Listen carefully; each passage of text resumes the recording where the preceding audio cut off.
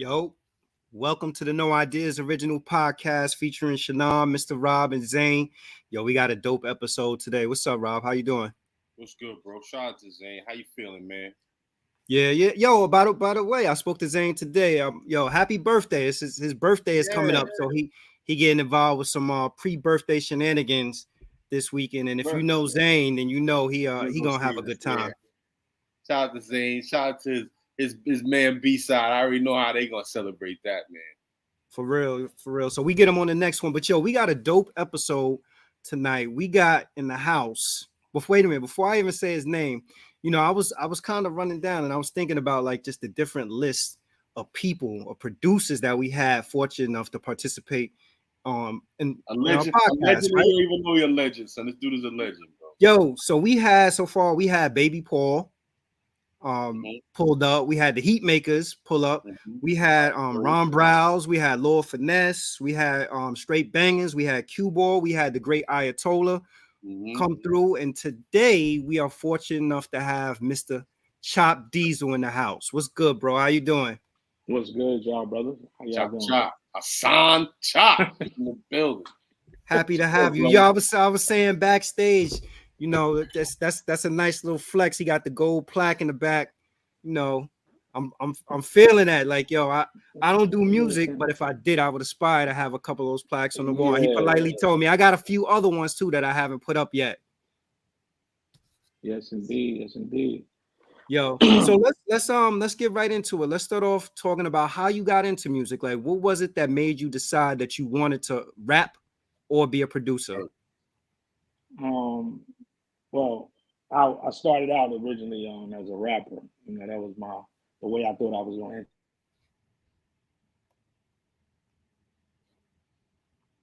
Oh, I think you froze up, bro.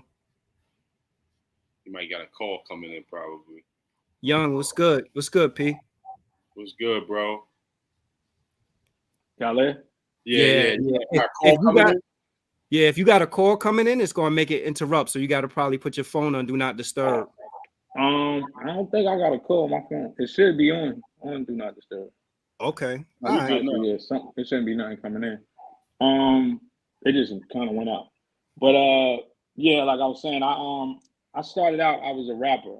You know what I mean? And that in those times we said an MC. We didn't even say a rapper. But you know what I mean? I was an MC. Right. That's right. And it was just, you know, where I'm originally from Jersey City, New Jersey. You know, it was like we was introduced to a lot of the earlier rappers and groups from that time period, like the projects. I'm from a project called Duncan Project in Jersey City. And we had like some of the who's who at that time, from Dougie Fresh, Kumo D, Phyllis 4. Okay. And then our own locals, Sweet Sick and Sly, Tranquilizing 3. Those guys were like constantly around doing block parties and performing.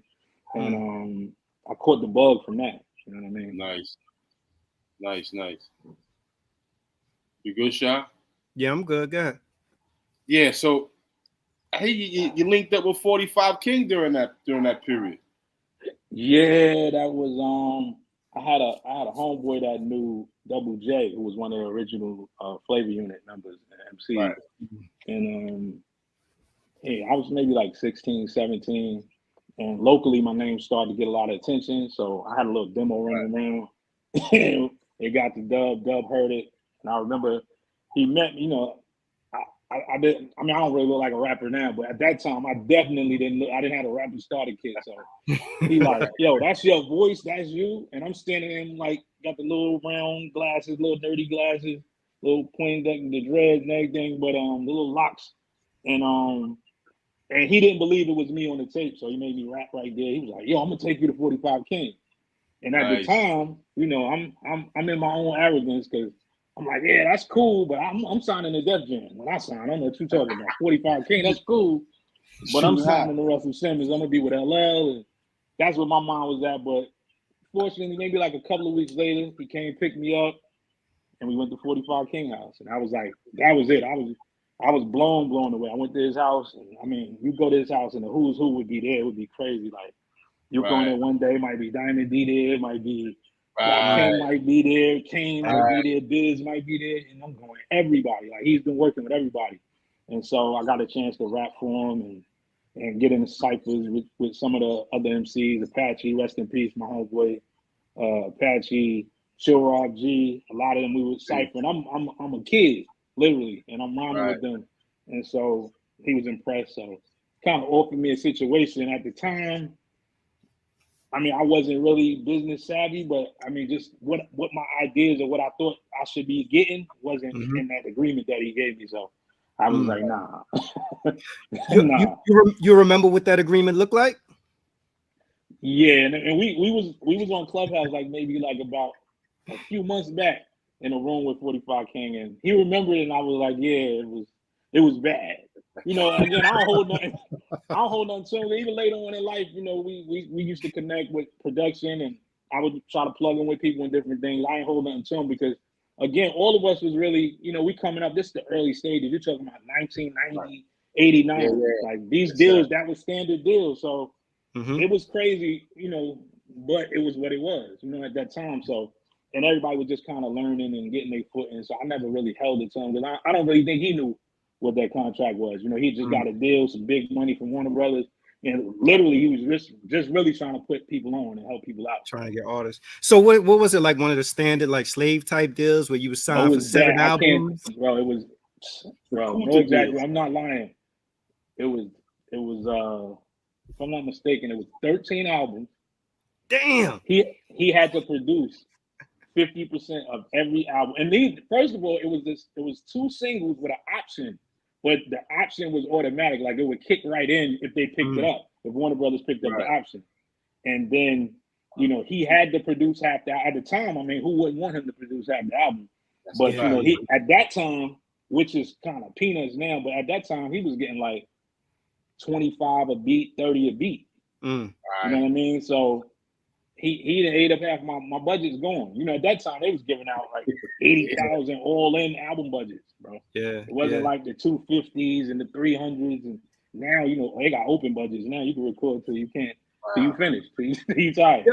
Yo, but you know what's crazy about that though? At a young age, you had the wherewithal to see that contract and be like, nah, it's not for me. But it's still dudes that's like 20 something, 30 years old signing these. Look at the same deal today, and we'll look at that and sign that just to say they got a deal.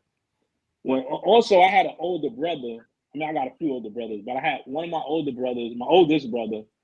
He wasn't into music per se like that. He could sing, but he was like really like into the business of it. So he used to get like the first he bought a book which I snatched up. I think it was the one Kashif wrote. It's either All You Need to Know or Everything You Need to Know About the Music Industry. So that was around like in my presence.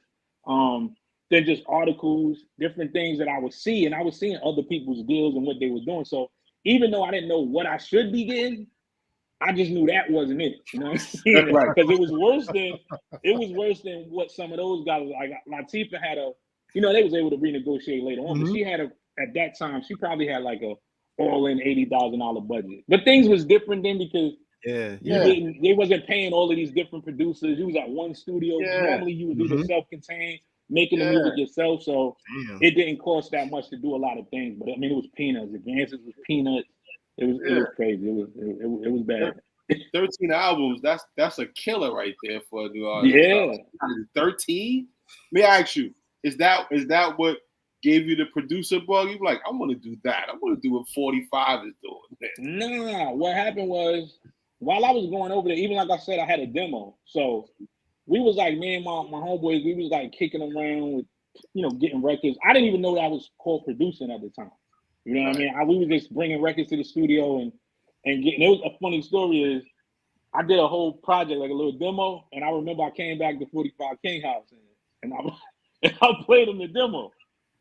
He was like, he had the straightest face, no expression, he just was like, oh yeah, that's horrible. And he was right. I mean, the production at the time, we didn't know what we was doing, so we was putting sounds together that didn't match, drums. It was like sloppy. He was like, all of the raps are good, but the music is horrible. So he never sat me down directly and taught me how to do anything, but just his critiquing, you know, in that moment, and also just watching him and asking little things. And he would give me little advice like, you know, for the hook, you might want to sample some horns and then put the horns to separate the verse from the hook.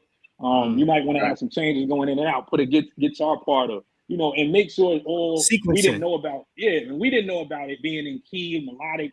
We was just trying stuff and whatever worked and stuff we went with. But he definitely opened my eyes, and so I started getting a little better at it. So my second go around at doing this demo, I kind of had a better idea of what to do and what I was doing.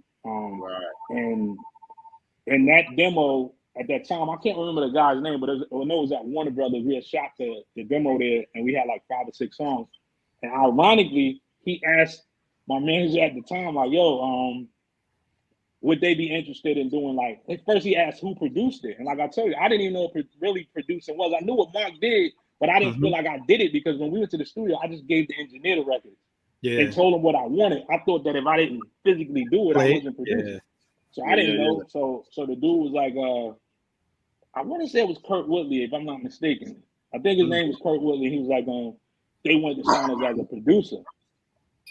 And I was offended because, you know what I'm saying? I'm in rapper mode. So him wanting to sign me as a producer, I'm like, what is he talking about? Like, I'm a rapper, I'm an MC. Like, so I took it offensive. Like, nah, I'm not signing. What are they? You want me to do beats for other people? Oh, you tripping. So I was bugging. And at the time, in hindsight, I knew better. I learned to know better. But at that time, I was like, I was bugging. Yeah, because I wanted to be the starter. I thought the star of the show was the MC. So I literally turned that opportunity down. They didn't offer any other type of deal. So I just went on working on the records, and we eventually started putting records out. And everything that we did as a collective, we would produce the songs together. But I kind of took it a little more serious and started to carry on the whole calling myself a producer and trying to actually pursue producing. Yeah, that's dope. Go ahead, yeah, bro. Yeah, let me ask you this. You just said something that I find to be very interesting. You was talking about prior to you getting like the formal know-how in terms of production, how it was just about like pulling sounds together and whatever you thought sound good. And I was saying this to Austin, from the Heat Makers before. One of the things I think that really hinders people's production is theory. Like, I think a lot of dudes get so bogged down in the mathematics, for lack of a better word, of the construction of the beat. Like, oh no, this beat needs this beat needs that. But the dudes that have been brilliant in our time is dudes like, you look at a RZA. Like RZA will loop a beat, the loop be off, the sample sound dirty or whatever it is, and he's just going by feel. Feeling, right? So how does as a producer, after you get theory down pack and you understand, like, all right, a hi-hat, I need hi-hats throughout the whole beat. I need a snare, I need this, I need that. How do you move away from theory once you've become this great producer to just go back to feel like, yo, this feels good, this sounds right? And it may not have all those mathematical elements that we supposed to hear in a beat. I think especially for me, my gift and my curse is that I don't really know music theory. I understand how to put music together. I always brought in, like, when we formed our production team, to this day, I still work with, when I am working on beats and stuff, I still work with a partner, and he's a producer as well, but he's a musician. And he's one of the rare. Yeah, he's one of the rare, and Joey Lightfingers. He's one of the rare musicians who can produce, because a lot of times, because like you just said, when you have all of that theory and all that logic, understanding this and this key doesn't go with that and this note don't, it kind of limits your creativity because you're trying to work within those parameters. But I mean, if you did that, then you wouldn't have jazz. If you did that, you wouldn't have James Brown. You wouldn't have a lot of musicians who didn't really go off of music theory per se. Like the musicians, if you've ever seen a doc on James Brown, those musicians, some of them was trained and they was like, you bugging. The stuff he was telling them to do, they was like, nah, that ain't gonna work. It's not gonna work. But he went off of feeling. He didn't care because he couldn't read music. You know, he just went off what felt good. Off of feeling. Yeah, that's right. Joey, what's up? What's up, Yella? How you doing? Yeah, man. So, all right. So, at this point, you're a producer. So, how did you end up with the joint venture with Urban Wolf? At that point, I guess you honed your craft at that point. Yeah. What locally, I felt like we was doing, from being a local rapper, a local celebrity, putting out records and stuff, I had a lot of attention. So I felt like we was working with all of the who's who within the city, and then the connection with Flavor Union and all that. So we was working with the who's who locally. And it was like we had reached our ceiling with that. So I don't even really remember. And Urban Woods Entertainment actually was two people. Was guy Greg Troutman, who actually helped discover DMX. And he's been eliminated on a few documentaries, but he has like real proof, evident. You know what I mean? And we actually worked with Rough Rider at a point in time, so I know the relationship. Like he really helped find DMX and bring him to him. He discovered Tony Dofat, another producer. Jesse West, a lot of people. Jesse West. A lot of people. So he was instrumental in that, as well as another guy named Damian Blyden. Like I love, we didn't all end up still cool. Me and G, and Greg, we're still cool, but me and Dio, we had our differences. But I still like to give those people props because they helped. They was a part of the journey. I don't like excluding people. I watch interviews and people leave people names out. That's whack. To me, I was like, they was a part of the journey, so you got to give them their props. And he did a lot. He did more good than bad for me. You know what I mean? In my career. So, and that was Damian Blyden. Damian Blyden was Heavy D's cousin. He managed Pete Rock, AZ.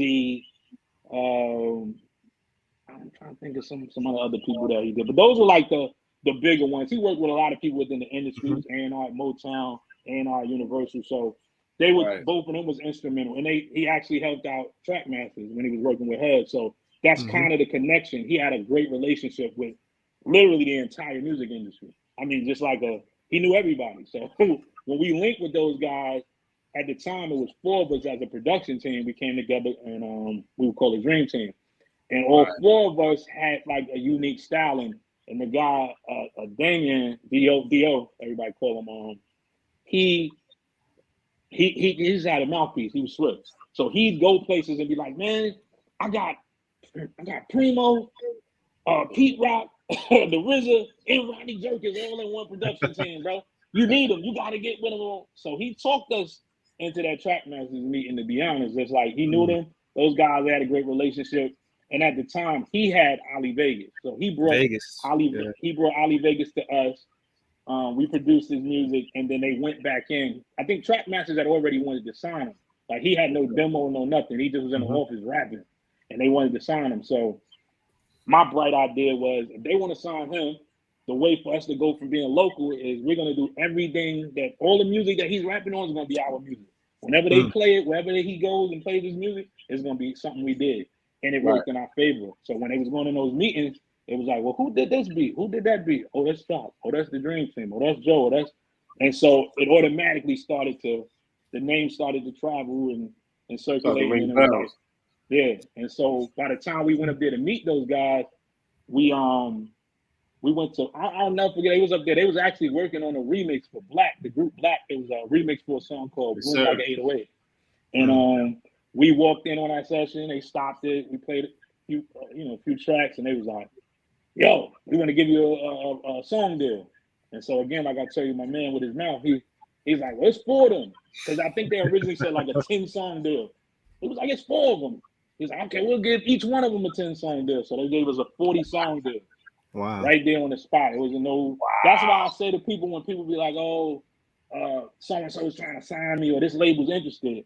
Bro, it happened like they wanted it. They wanted to do it. The next day, Business Affairs was contacting our attorney. We got paperwork, and we was on. And then the deal with the production deal for Ali came like within that same time frame. It was just Ali was a minor at the time, so we had to go through courts and a whole bunch of BS to really get that done. So our deal got done faster than his, but it was all part of the same situation. There's so many underrated. Like you mentioned Jesse West, and that just brought me back. I remember I used to follow Jesse West so much just from his rhyme skills. Then I found out he was a producer. It blew my mind. Let me just ask you this before we move forward. Who are the most underrated producers in your opinion who deserve their flowers? And Jesse West is I'm like, no one talks about Jesse West. Jesse West is definitely one of them. I mean, it escapes my mind right now. It's a few people that I think Bink don't get the props he deserves. He gets mentioned from time to time, but he don't get the props he deserves. I think off the top of my Domingo. head. Domingo is dope. Domingo was nice. Yeah, Domingo is nice. It's a few people. It's a lot of people, bro. Buck Wild. But a lot of the. I mean, I don't really feel like they get their pride. Like the whole digging in the crates, and they created a dope sound and a dope. Talk about that. That sound has coined the boom bap, and not only just the boom bap, but the way they sample. And I love the way you sample too. But you also taught me something. Listen to one of your, I think it was your EPK when you talked about sampling. But then it's not just sampling. Musicians, this musicianshry and all that goes into that to make quality music. But when I listen to Showbiz, when I listen to Diamond, when I listen to Buck, when I listen to the production, I'm like, yo, son, it's not just pots and pans. There's some other shit going on in that music that I love, which coined for me that Bronx sound. I love hearing that digging in the crate sound. So. Yeah. I think, you back. You back. Man, a popular thing that we hear people talk about a lot is ghostwriting. And I was just thinking about when you mentioned track masters.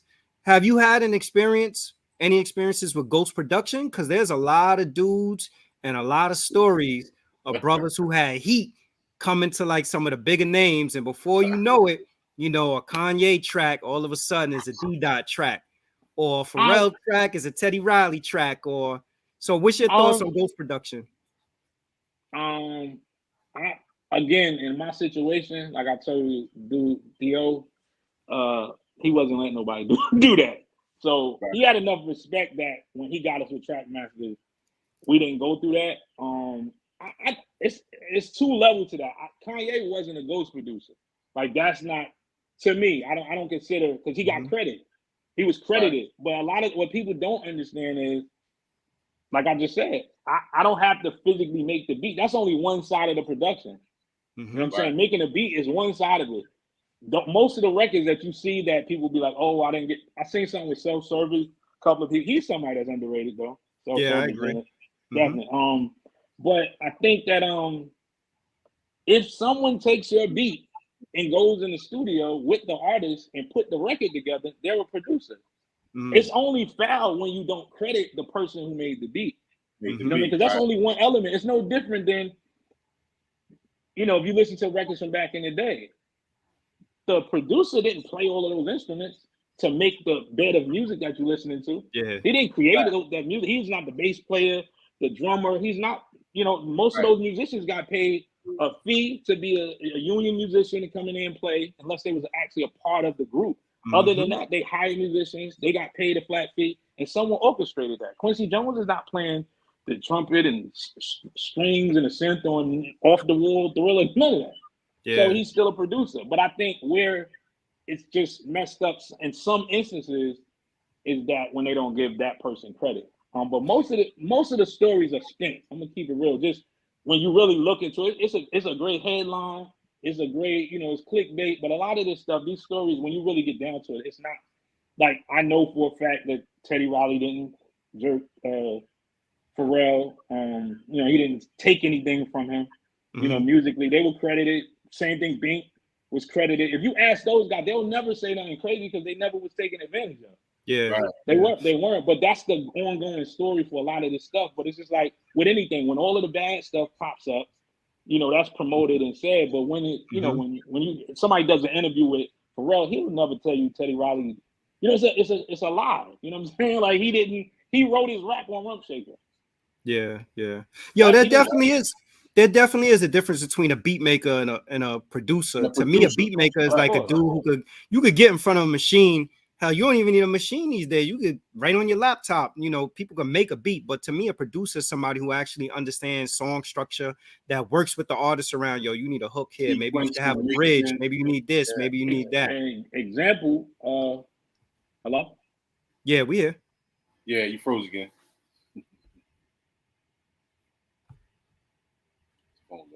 Yeah, he froze up. But yeah, there's a lot of dudes that can make a hell out of a beat, but when it comes time to actually produce a record, not everybody's a producer. Some dudes are just beat makers. So I'm gonna use this as an example. So you would call 45 King a producer or a beat maker? Beat maker.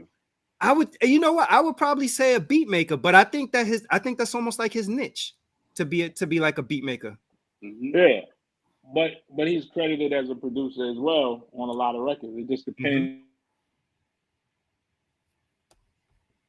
Oh, he froze up again. He'll come back. If you haven't already, hit the like button, everybody. Like, subscribe, and share, good people. Did it cut out? Yeah. Okay. Oh. Joe Okay. Lightfinger said my 6-year-old is making beats. Yeah, go ahead. Finish what you were saying about 45 King. I was saying 45 exactly. So 45 King wasn't in the studio producing Stan. He wasn't in the studio producing Hard Knock Life. He gave Jay and them, they bought, and he was good for that during that time period. He did those records, put them on the reel, they paid him, and they went and did what they did with it. Mm-hmm. You know what I'm saying? So, but I went. Puffy, right? Ain't that Puffy? Puffy done got a whole team of people putting shit together.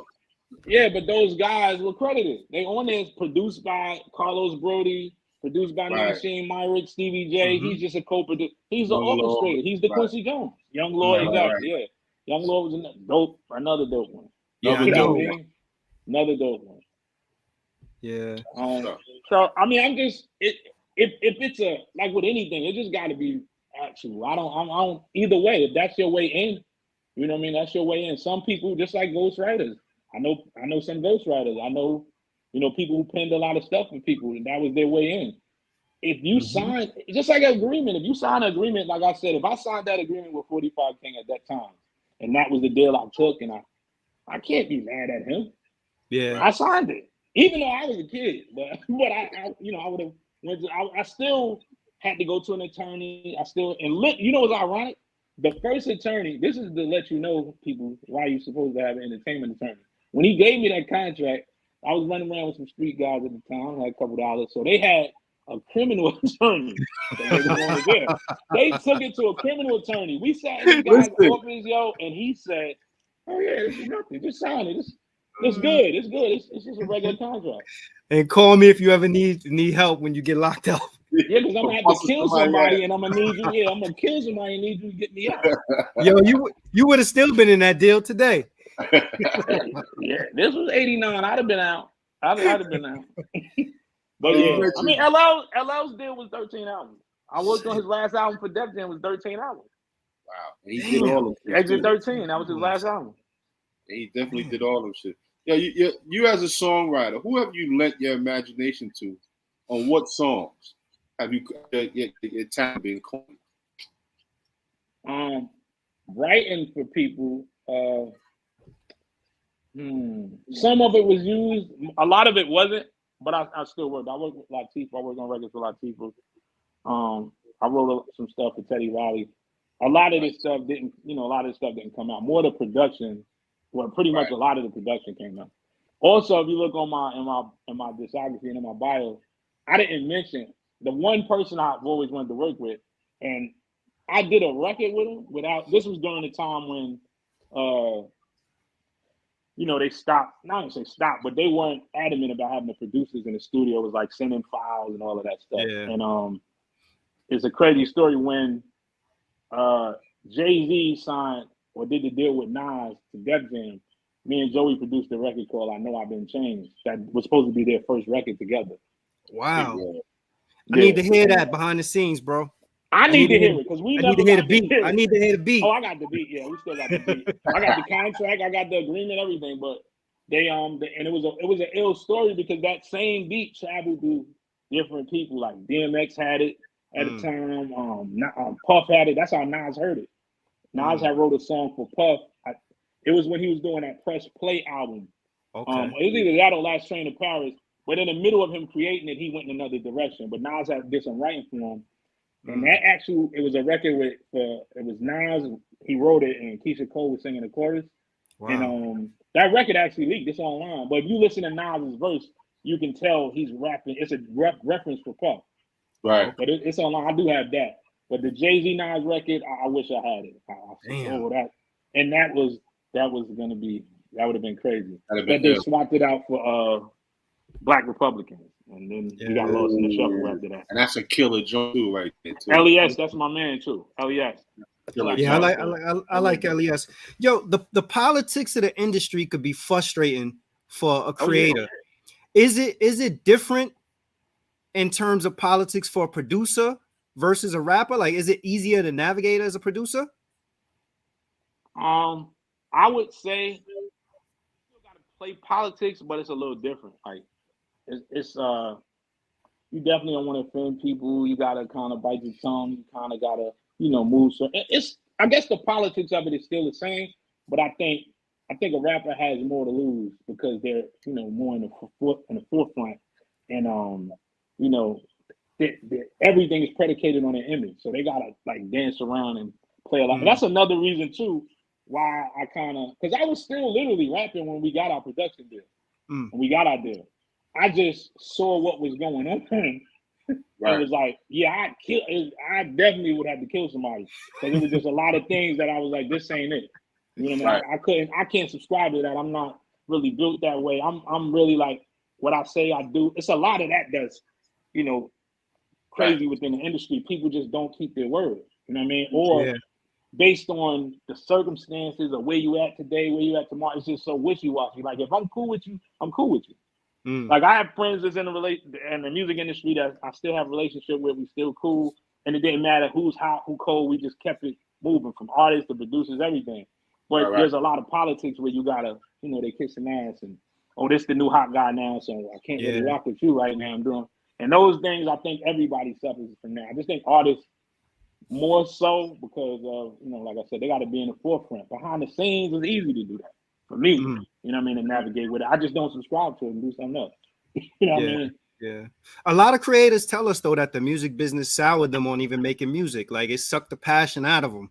They like, fuck it, I don't even want to create no more because I got to deal with the business aspect of it. Tell us the first business lesson you learned when you got in the game. I think the 45 King one was probably the first one, but I don't even really say like. A lot of my friends and people around me, they'll tell you, I feel like everything I did up until we got that deal with Trackmasters and we signed the actual deal and we were in the buildings and doing stuff. I feel like was like elementary and high school and college. Right. And then I think we got in the pros when we did that. So I really only count from there.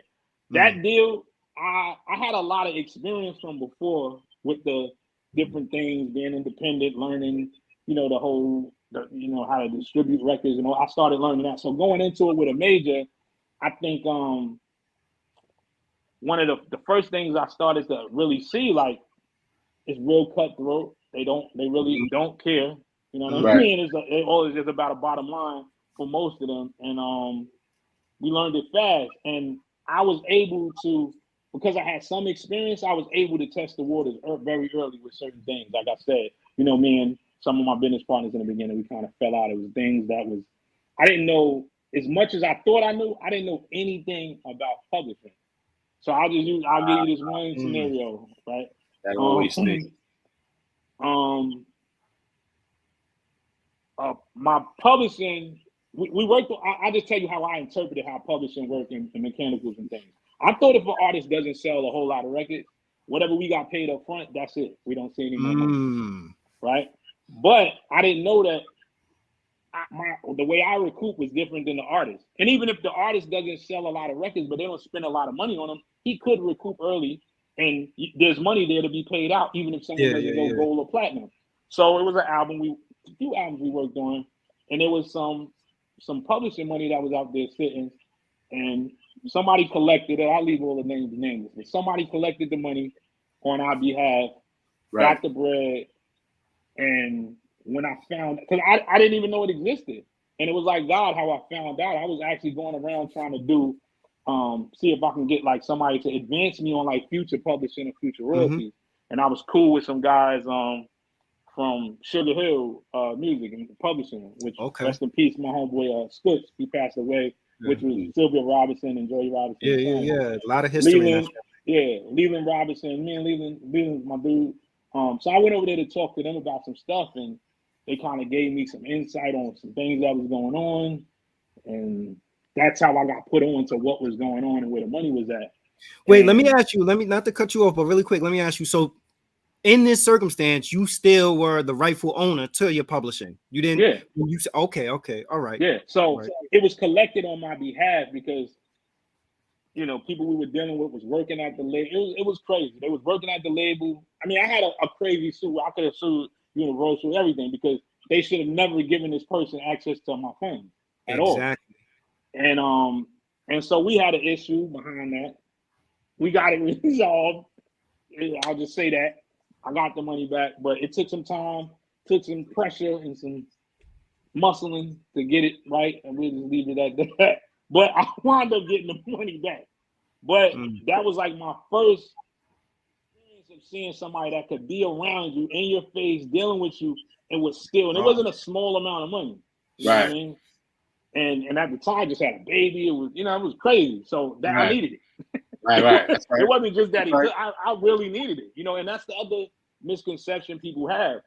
These advances, especially when we started out, our advances wasn't, crazy. It was like, we started probably getting like $5,000. We went up to 7,500, 10 grand. I maxed out at like 20 grand at the height of what we was doing. Yeah. So at that time, we wasn't getting that much money. So the advance money is not crazy. So even though we getting all of these placements, and how it works is you get a first half, second half. And we sample-based producers, so, well, I was within the team. So did you not get? Oh, you froze. We gotta hear this. We gotta hear this part about how the sample work. This one. We're gonna wait on this one. Hello?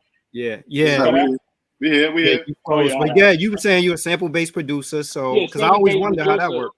Yeah, so when you do those records, you're not getting paid. I mean, nobody's really getting paid up front in full. They're gonna pay you a first half. Once you complete the record, mix it, master, samples cleared, then you can request your back end. You know what I'm saying? So a lot of times we operating off the front end. There was no back end. Yeah. You know what I'm saying? Until the record's done. And back then they worked on albums, it'd be 2 years, 6 months, a year before they figured out. Yeah. And they wasn't really putting music. Like today, they'll put records out as soon as they make them without the sample cleared and all kinds of stuff. Back then, they wasn't really doing that. They'd get everything done before it goes out. You know what I mean? So the process was drawn out. So, in those times, man, needed that bread. Yo, Biz Markie set the precedence, though, I think, for people actually taking their time to actually get them samples cleared. But a question I have as it relates to sample clearance. So let's say you are a heavy sampler, right? And it costs X amount of dollars, whatever it is, to get it cleared. Does that impact your back end? Depends on. That's a lesson I learned too. Because I was so comfortable with the relationships and the people we were working with, and prior it never did. But as the industry started to change, some of the artists you're doing these records for, they go, normally we'd either split the sample fee and the cost, or it would be within the budget, or you know what I mean? Then as time started to go on, the artists be like, yeah, well, you gave me the beat with a sample in it. You picked it though, but I gave it to you. I think a fair negotiation was we split the cost of it. Some jokers is like, your beat, it got to come out of your end. And if you don't account for it in the budget, this is what happened to me. I had an attorney that was kind of just, I'm paying, he getting money, he wasn't really paying attention, and he slipped up and he let something stay in there that's damn attorney. Damn, he froze up. It better not be that criminal attorney that did this. Right, son. But I've always wondered that, like for people that are like sample heavy, like how it impact. You froze up, but you said you had an attorney that missed something. Oh yeah. I was saying the attorney, he missed something in the agreement that basically said if we don't account for it in the budget. So like every record that's recorded on somebody's album, even though the whole album has a budget, each song has a budget. So the song, if you got samples, if you got producers, you got interpolations with, you flip something that's not really a sample, replay it. You got singers, session musicians, all that. You got to account for all of that in the budget of that particular song. So as a producer, I'm responsible to hand that in to the label, right? So off of that paperwork, I would put in, because sample fees at that time, you might have to pay an upfront fee of like, for the most part, maybe somewhere between $10,000, $25,000. You know what I'm saying? That's just like an upfront fee to start using the samples. Then they'll make money as the record makes money. You know what I'm saying? But if you don't account for that in the budget, when it's time to pay for it, because they didn't allot for it, they're gonna make you eat it. You know what I mean? So it might be out of your back end, it might be from your future royalties, because that's all your advance is anyway. That's the other thing people don't understand. It's an advance. It's called an advance. It's an advance on your future royalties. Right. It's not like they give you a bonus, a signing bonus. No, this is an advance, bro. Yeah. Yo, so while we here with music industry 101, can you tell people the difference between publishing and now was popular conversation masters? You hear that all over the place, like, I got my masters back. I need my masters. Those are two totally different things, right? Your publishing is your intellectual property. That's like if you create a composition of music, lyrics, whatever it is, that has a writer share as a writer, and then there's a publishing share that's created. That's ownership of the intellectual property of the composition. The master, now we're in a digital space where there's really no physical product, but the master would have been back in the day the reel that everything was recorded on. And that would be the original masters and the owners, and the labels would normally keep those. And that's how you reproduce it and have the original sounds. Today it's kind of hard to put it in words what it would be because there's nothing physical, but the total ownership of that said beat, the lyrics, the song that's put on there, and the finished version of that song is the completed master. And that part of it, even though a person who wrote the lyrics will still own their copyright as far as the lyrics and music and melody, and the producer would own the same, they won't own the total composition. They won't own the finished record when you sign with a label, because that's what you're doing. You're creating that as a work for hire for them. Okay. And most contracts will say that sometimes, as later years went on, people could get them back. They would revert back. You could re-record your music in 7 years, stuff like that, or you'd have to buy it back. And that's another thing that I keep seeing people. I'm on both sides of it because I understand the business of it, but I also understand the creative side, and people feel like this is mine, I should own it. But if you sign the agreement that says I don't own it, I'm letting you own it. You don't own it. You don't own it. Like that's what it is. Yo, we talk about that a lot too. Like that was like probably over the summer ongoing discussion we had. It seems like it comes up a lot in this podcast anytime an artist gets upset about the contract that they sign. And I look at it from two ways. Like I look at it, like you look at situations like a Black Rob or somebody like that, and then you look at his situation with Puffy, and you like, yo, clearly Puffy probably profited far more than he did off of it, off of his project. But the other part of it is kind of like, all right, when do we begin to take accountability for the contracts that we sign? Because like you said earlier, this information has been around for a long time. I think there's a lot of taking advantage of people's situation in a sense of like, if we from the hood, we came from nothing, and somebody say, I'm gonna give you $50,000 to sign up front, and then I want to purchase your publishing, and I'm gonna give you X amount of $100,000 or whatever. To me, I look at that as a case as this is somebody who potentially may believe in you more than you actually believe in you, and you like, yo, I'm gonna take the bread up front because I don't know what potentially I'm gonna make on the back end. It's no different than if you go out and you go to finance a car and you sign a crazy ass contract where your interest and all this shit is crazy or whatever it is, and then later on you wisen up and you like, oh shit, I didn't sign this contract for this car with this crazy interest or whatever it is. You could feel any kind of way about it, but to me it's kind of like fair exchange, and it's up to people. It's up to people to actually educate themselves about it, and I think to hold out, to negotiate, and to be understanding. Like in contractual situations, you got to know that contracts are made for a reason, right? You're never going to get everything that you want in it. You have to think absolutely about what it is that you definitely want and what you need before you actually sign a contract. But I don't really buy into people signing these deals and then later on having buyer's remorse over the deals. You with me, bro. Not to cut you off. Like I've been saying this for years. Like I think since the internet, I don't have no compassion for nobody that's in a messed up deal. I'm just being real. Pre-internet, pre all of this information, I could understand because it was literally hidden. Like it was hidden. Like nobody in a book though. Hidden in a book. Nah, not just that it was hidden in a book. Even like I said, with the information within the book, it's just like people go to church. Everybody does, but people go to church.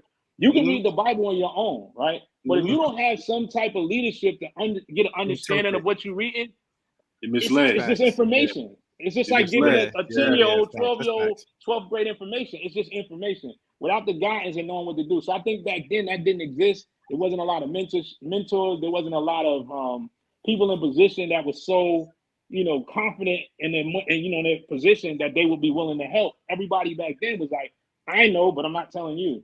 And I'm going to use this to manipulate those who don't know. That was the energy then. Now, I don't believe, that's why I say I'm just being real. I say, I ain't going to go far as that, just the internet, but I say this information has been really available. Every time I scroll down my timeline, I see stuff left and right, people talking. And that's what kind of even made me say, yo, I need to start putting this out there even more as well, because I have a lot of information that I know people would maybe take from me because I actually did it.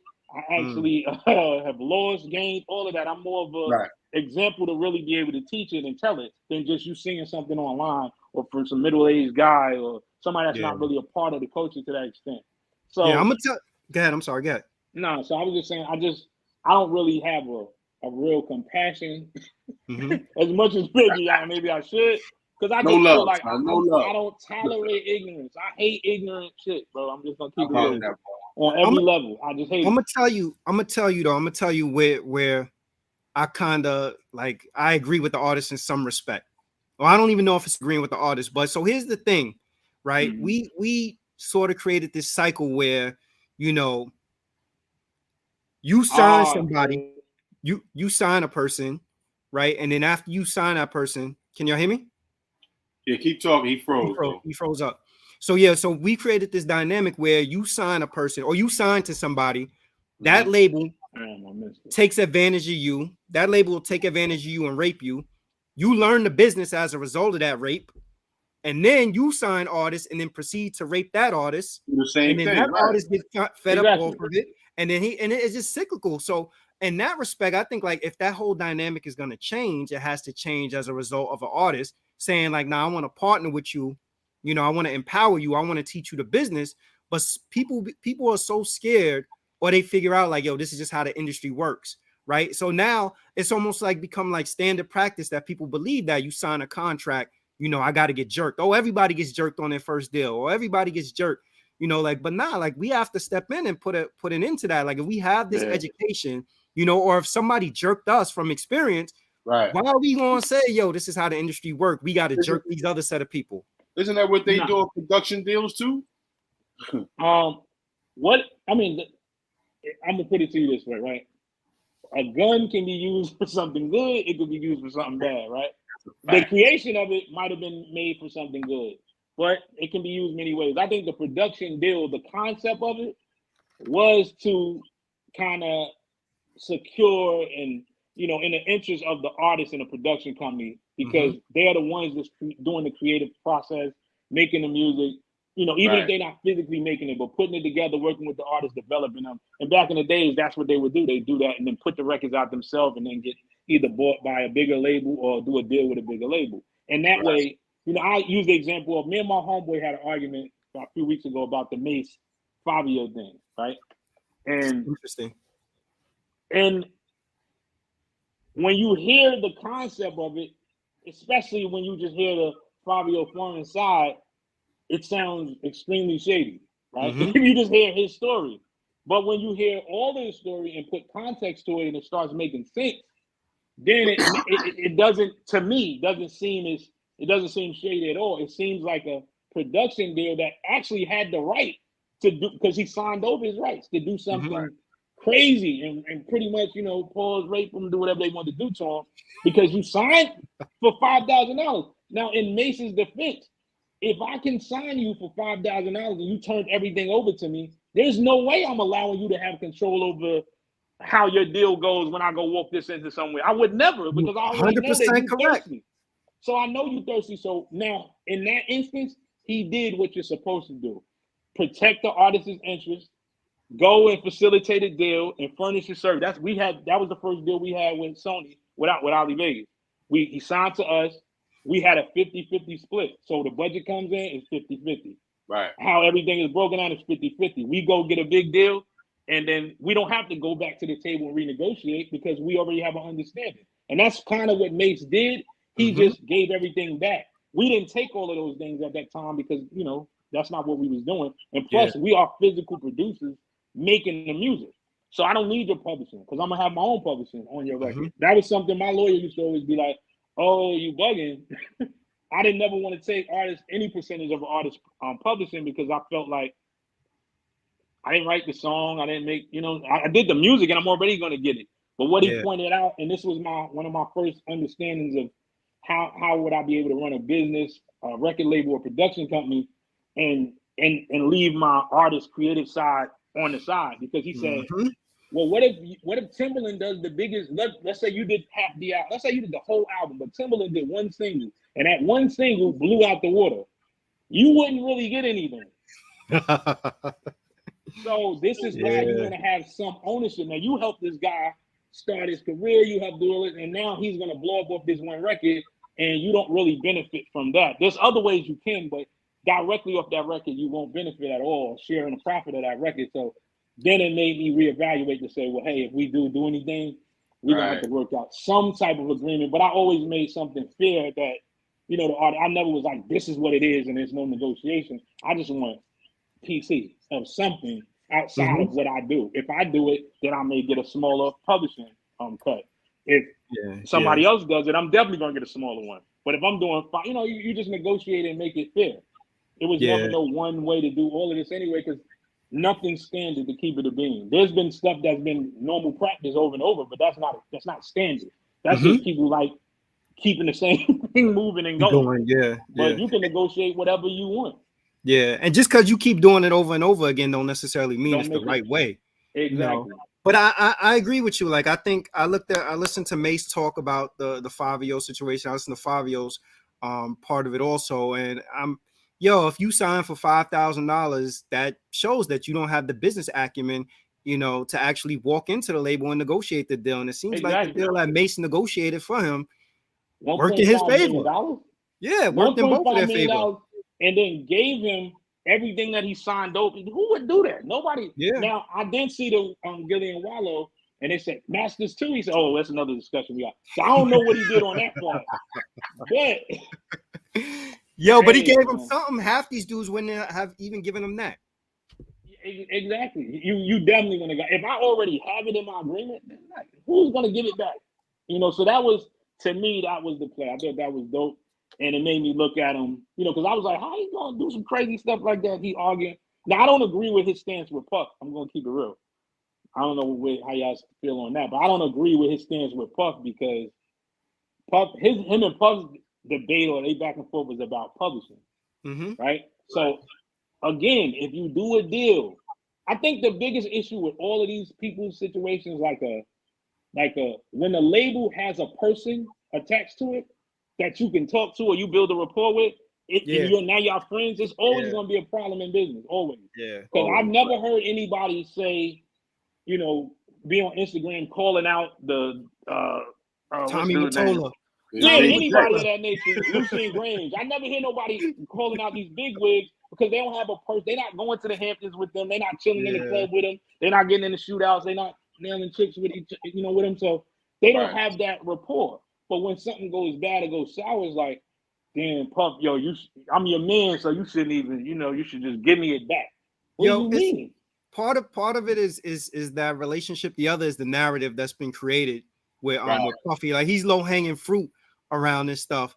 But I think the other thing also is, I go back to, if somebody believed in you more than you believed in yourself, that's nobody wants to think of it that way, because they're thinking about right there in the moment, like, yo, this dude gonna give me $100,000 for my publishing. Puffy has enough business savvy and acumen that he's thinking about in perpetuity. Like, I give him $100,000 today, I could probably make millions of dollars down the road. If you haven't seen yet, look at the $1 million worth of game with Cam. The $1 million worth of game with Cam on it was a great episode. And Cam said that his attorney told him something about selling his publishing. And Cam was like, nah, you crazy? I need to get the new BMW. I want to get a crib. I want this, I want that. And in that moment, signed over his publishing to get that check. Yeah, you see what I'm saying? That was the thing. Then it was you get the signing bonus, then they double back and hit you with the publishing bonus. Buy your publishing. You know, the advance and in a co-pub, and like I always try to explain to people exactly. Cameron was what I've been saying for 20 years about this. When the Locks was doing the whole "Let the Locks Go" campaign, I said Cameron was he wasn't a 25-year-old grown man, but he was a man. He was old enough to know, right? His mother didn't have to sign his contract. He didn't have to go to court to get a petition. He had an attorney and a manager. They informed him what he would be doing, and he said, "Nah, nigga, I need the BMW. I need the BMW." That's exactly what happens, and that's why. That's the other reason why it's like, come on, bro. If it's explained to me, and then I choose, like I told you, the deal that we had when we did the thing with Urban Wolves to get the track masters and do it. We signed a deal that was kind of, it was unfair in a sense, but I was willing to do it because I knew this was going to be my entry level to get in on a bigger level. And then we was able to, figure it out and navigate through it. But I didn't care going in because I had an understanding. Now, you stealing my publishing, and that money was different because you stole it. It's not you took a piece or it was part of the agreement and you got more than I got. You stole it. I didn't even know it existed. That's a total different situation than someone telling you, hey, I can give you this. Or, but I think the other problem is Cam didn't know what that meant anyway. He knew what money meant. He didn't know what publishing meant. So that's the bottom line. I know what this money gonna get me. I don't even know if these songs are gonna sell if I'm gonna generate publishing. So I bet I just roll the dice. Boom. And that's what most of them do. Let me say this, and then I'm gonna let Rob jump in because I know I've been hogging all the questions. But go in, bro. I've been recently asking a lot of people that we have on the podcast. I started off asking them, tell me when you knew that you actually had something. But I realized from that question, my new line of question is, tell me the first time that somebody else told you you had something. And I bring that question up is because I believe that execs are probably seeing something in the artist that the artist may not see, right? Execs probably understand like, okay, you know what? This person has potential to sell millions of records, or this person has the potential to be a bigger star than what they actually believe they're going to be. So I'm going to sign this. I'm going to get this person for their publishing now because they don't see their own potential, right? So I wonder, when is the first time somebody came to you and actually told you, yo, you really have something that you can monetize? And did they tell you? I mean, like I said, in that time period, in regard to now and then, I think people were more, I think the executives, it came from music, so they understood a lot more. So everybody was telling you, if you was talented, they knew talent. Nowadays, I don't think so much is about the talent. It's solely, they do research, and it's just about numbers for the most part. But I think in that time period, there were a lot of people that could pick talent. That means it was a lot of talent there, and I think I don't know. I can't. If I had to say, the first time would have been 45 King. If I'm saying somebody that could actually do something for me, because Double J saw me. He wasn't in a position to do anything to bring me to 45 King at the time. 45 King and Shakim and La was it. You know what I'm saying? So I would say they did. You know what I mean? That would be like my first. But like I said, I always like to count from when I started working in the building, and I do believe when we started working with more, bigger artists and I think it just kind of put me, in a place where I felt like everybody was telling us that. So it was no one pinpoint thing, because when they see money, it's everybody's going, even if it's only for a moment, you know what I mean? Some people are going to cultivate you. Some people are going to, like, I met a lot of people that was, like I said, I still have that friends to this day that's from those moments that believed more than just the check or what they can get at that time. So it's just different. But I do honestly say I lucked up with the people that I got put around. You know what I'm saying? I met some really great people, and people that more so had my best interests at heart. I didn't really, like I said, there's stories I heard. I worked with Puff. I didn't get any of what a lot of people got. I worked with track masters. I didn't get what the other people got. You know what I'm saying? So I was just, I think they genuinely just rocked with what we was doing, and that was that. You know what I mean? So Yo, who is the official dream teams, and how did your brothers get together? Well, we got phases of it, but I'm gonna go with the original one. It started out with me and my homeboy Militant. We had a studio in Jersey City. We was working out a studio together, and it was really 4 different guys that were all producing individually, and we was kind of bringing people to each other's studio and working, and me and Mil kind of just was the nucleus of it. And what we did was we said, man, I always just understood a team would just be doper. Like I always even if you look at Dr. Dre is a producer, that's the name, but he's always worked with a team of producers. You got a camp. The Bomb Squad has always been a team of producers. Track masters, even though even just Tone and Poke, it's way more than Tone and Poke. I don't know, a lot of people don't know it, but it's, it was Frank Nitty. It was I can't think of it. It was like 4 or 5 people. LES. It was other producers, so that's how you could hear those. You can hear Street Dreams over here, and then you can hear Shootouts, because it's not the same person, same people doing it. They had other people, but Tone and Poke were the face, and they were the ones in the studio working and making those records with the artists. I can say that. But so we kind of formed it from that way. Brought in my other homeboy, Shy B. He was actually a DJ, and he started DJing for me when I was rapping. So he started being hype man. I had another DJ, Ty Shane, but we brought him in, and then the last piece of the puzzle. Oh, he froze up again. He'll be back. Damn, Joe, he froze up before you got your shout out. I'm about to say the last piece of the puzzle was Joey. Cut out. Yeah, the last piece of the puzzle was Joey Lightfinger. Yeah. At the time, his name was Big Joe. I'll never forget. We was working at a studio, and he came in working with an artist from the city, female artist, and we was just mainly hip hop producers. We didn't really have no R&B vibe, no nothing. He came in the studio, and we had his cousin is a friend of mine that we knew for years, and he kept trying to get us together. But by chance, we got together another way, and he came to the studio that day, and I don't think I was there the first day he came. But when I got there after they left, and Miller had played me what they did, I was like, "Who did that beat?" He's like, "Yo, Red's cousin Joe, that dude's a beast, bro." And we start talking, and I think if I'm not mistaken, the next day they gave him a key to the studio. And then no lie, like, "Yo, bro, you working here? You get keys." And then we just started working from there. He was the missing key. I think he sealed the deal, because prior to that, although we had different styles, we didn't have the R&B. So we wasn't a complete unit. When he came, he just meshed it. Then it started to teach us a lot about R&B. We taught him a lot.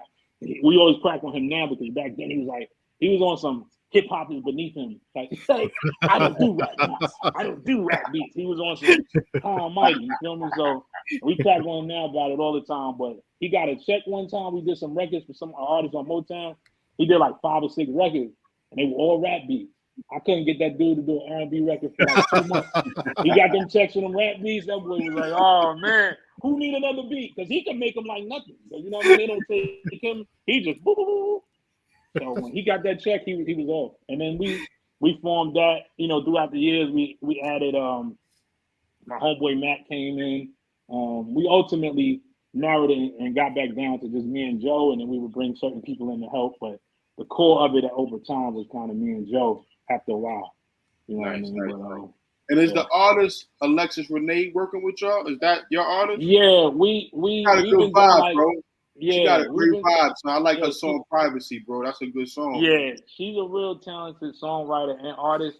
I didn't do a lot of production for. I did maybe 1 or 2 beat wise, but she kind of came in at a time where I had a studio, and I just, again, this is just how I think and I operate. We was working out of like a hub. It was a dope spot. It was called I-7 down here in Atlanta. And I saw them. They came through. They was working and writing on some stuff for me and some other people in the studio. And I just was like, "Yo, whenever nobody's here, y'all can just use the studio and do what you want to do." Yeah, she's a talent. I really like her sound. Yeah. He froze up again. It cut out again. Right, yeah, you back. Yeah. I was saying it was a studio, like a hub I got shout out my boy Tommy Valentino. It sounds like a made up name, and I think it is. But that was his name. But he had a spot called I7. It was real dope, real eclectic, dope looking. But we made like a hub out of there. We had songwriters in there, producers, everything. And I met them coming. She came in writing and with somebody else and hold on, what happened? I think my earpiece went out. Hello? Yeah, we can hear you. Oh, he goes out. It probably hung up. And I love listening to the EPK because listening to Fingers talk about his, him having a gospel background, church background, nice on the percussions. I think the other brother name is Dane from Atlanta. He had a little musical background too. So I'm back. I think. And I'm back. But I was you go. Yeah, okay. Was watching y'all EPK and watching Fingers talk about his percussion, and I think the brother Dane talk about the music side. Being musicians and producers, how do y'all fare in that? Like, do y'all consider yourself producers or you consider yourself musicians? Well, I still feel, even though I don't really play that well at all, they're more fluent players. Like Joey Lightfing, he plays in church. He's an organist, pianist, everything. He plays. I don't play. I can sit and play a bass line and then go, yo, replay that. Or I can sample something and do it. But I understand music. I understand if something's out of key, I can vocal produce. I can do all of it just from knowing and understanding it. From doing it, from listening and knowing that's out of key. I can't tell you what key a song is in. I use mixed in key to figure out the key that the song is in. Whereas Joe can be like, oh, that's an F sharp, but that's this, that, and the third. And that's how we've been doing it. But I do feel like we still are making music. So you're a musician. Our tools are different. I don't.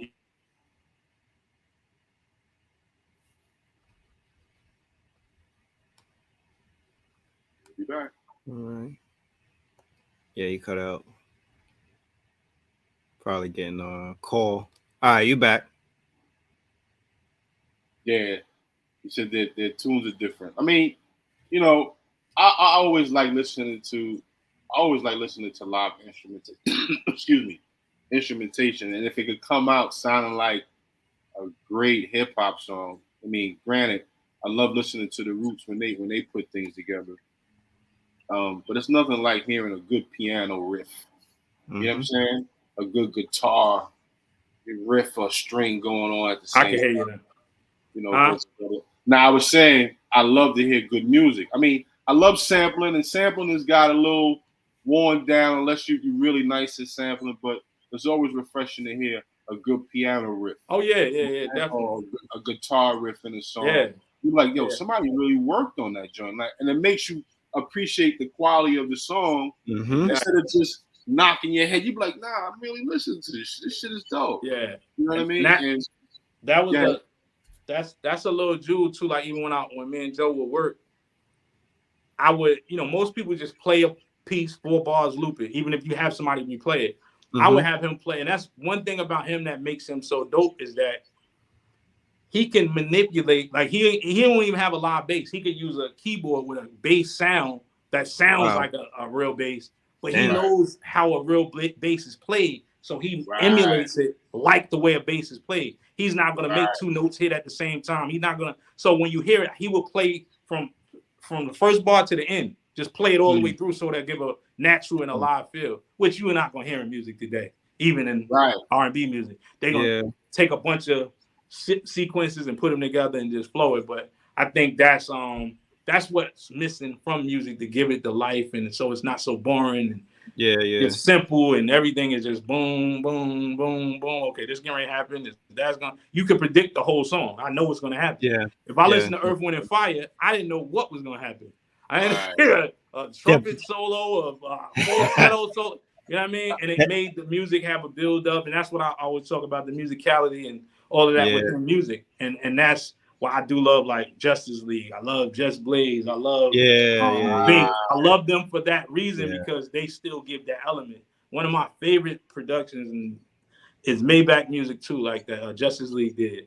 Luxury Tax I think that was Ross record, if I'm not mistaken. We got Wayne and Trick Daddy and more. I love that record because they would take records, and I know where they come from, but they would just build on them and change them and add their own instrumentation to it. And that's what you did. That's what you did for Feel My Heartbeat. Boom, boom, boom. Oh yeah. You know a crazy story. I don't even know, honestly, bro. I didn't even know you made that. And I love that fucking song, son. I love hearing that song, bro. I got a shameless plug. I actually have a podcast coming out called Check the Credits. Okay. And Check the Credits is going to be for exactly what just happened with you. I have producers that I'm interviewing that did tons of records that don't nobody know they did it. Especially today, because you can't even check the credits. You don't even know who did what. Back then we had the pull out the booklet. Pull out the charts. Yeah. Feel me? And you know who did what. Exactly. Yeah. Now you gotta do so much research to know who did what. You know what I mean? Most people don't even care, and they're not gonna do it. So I did the podcast for that reason. Yeah, that's dope. That's dope. Man, I think he froze up again. But yeah, the Maybach music joint he talking about, I don't know if it's the one with John Legend on it, but that's Justice League I like Justice League a lot. You talking about the Maybach music joint with John Legend on it? Oh, he lost his audio. Stop. Can you hear us? He's getting working. 1 2 1 2. There you go. You should be able to. Can you hear us?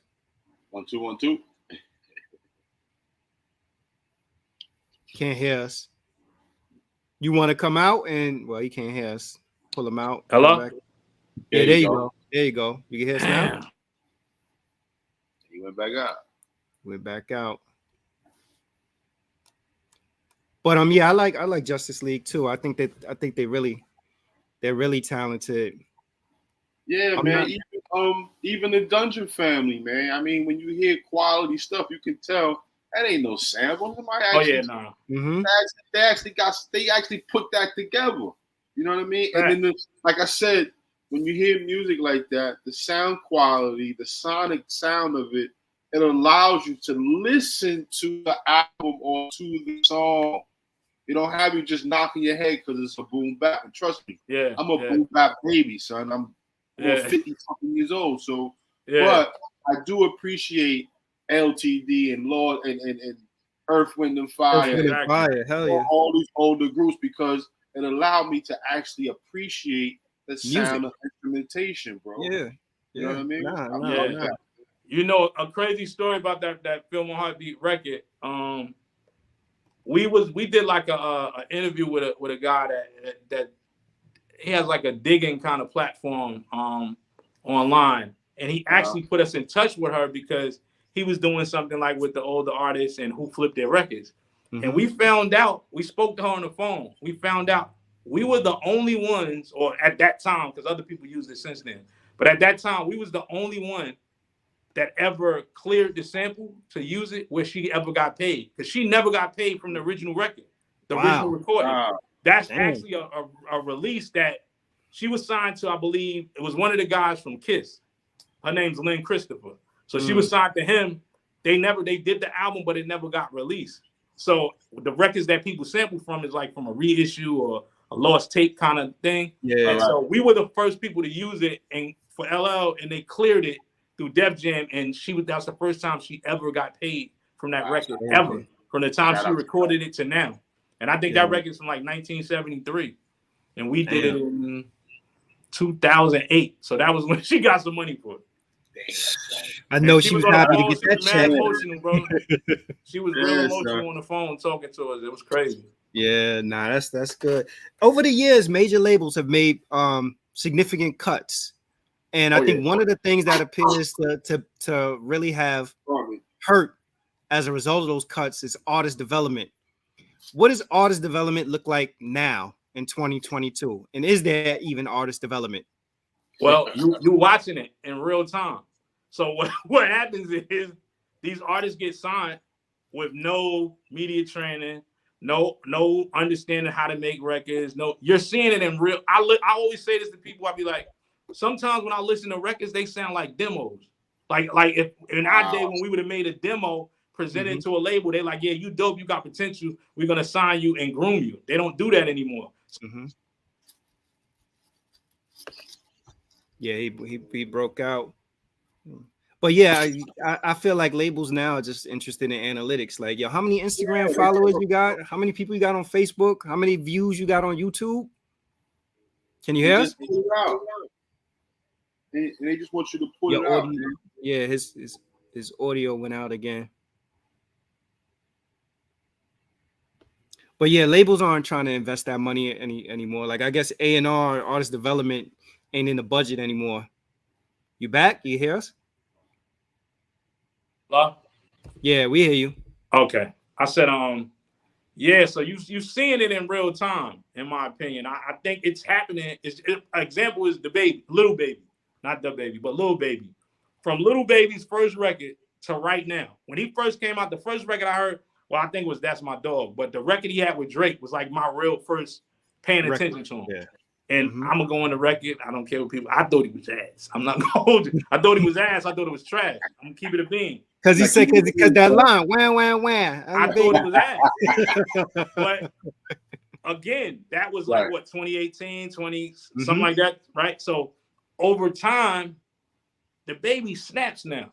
He nice. Yeah. Lil Baby, I mean. He snaps now. He's nice. In my opinion. Okay. Yeah, he froze up again. You hear me, Rob? Yes, sir. Yo, now I'll go on record too, saying the first time I heard him, I was like, nah, this ain't for me. This ain't for me. But you hear him now, you like, oh shit, he got balls.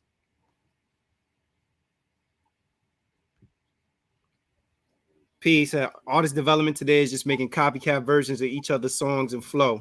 That's a fact. That's a great point right there. So because sometimes you can't even differentiate who the hell is who. Yeah. Like there's no originality ain't even a word even used today, bro. Like what you ask a kid, you ask anybody what originality mean? What's that? Originality? What the fuck? Yeah. Yes, I don't want to be. I know I cut off. I might have stopped saying at the point where I say he was ass. So I don't want nobody to just. I think. You froze up again. Maybe it's the universe trying to tell us how you really feel about him. All jokes aside, though, Lil Baby's a dope artist, and I think we have been fortunate enough to see his glow up and his development. Like he's drastically improved from his earlier works. But that just goes to show you the lack thereof. When you don't have it, and you want to be an artist, you want to be successful in this business.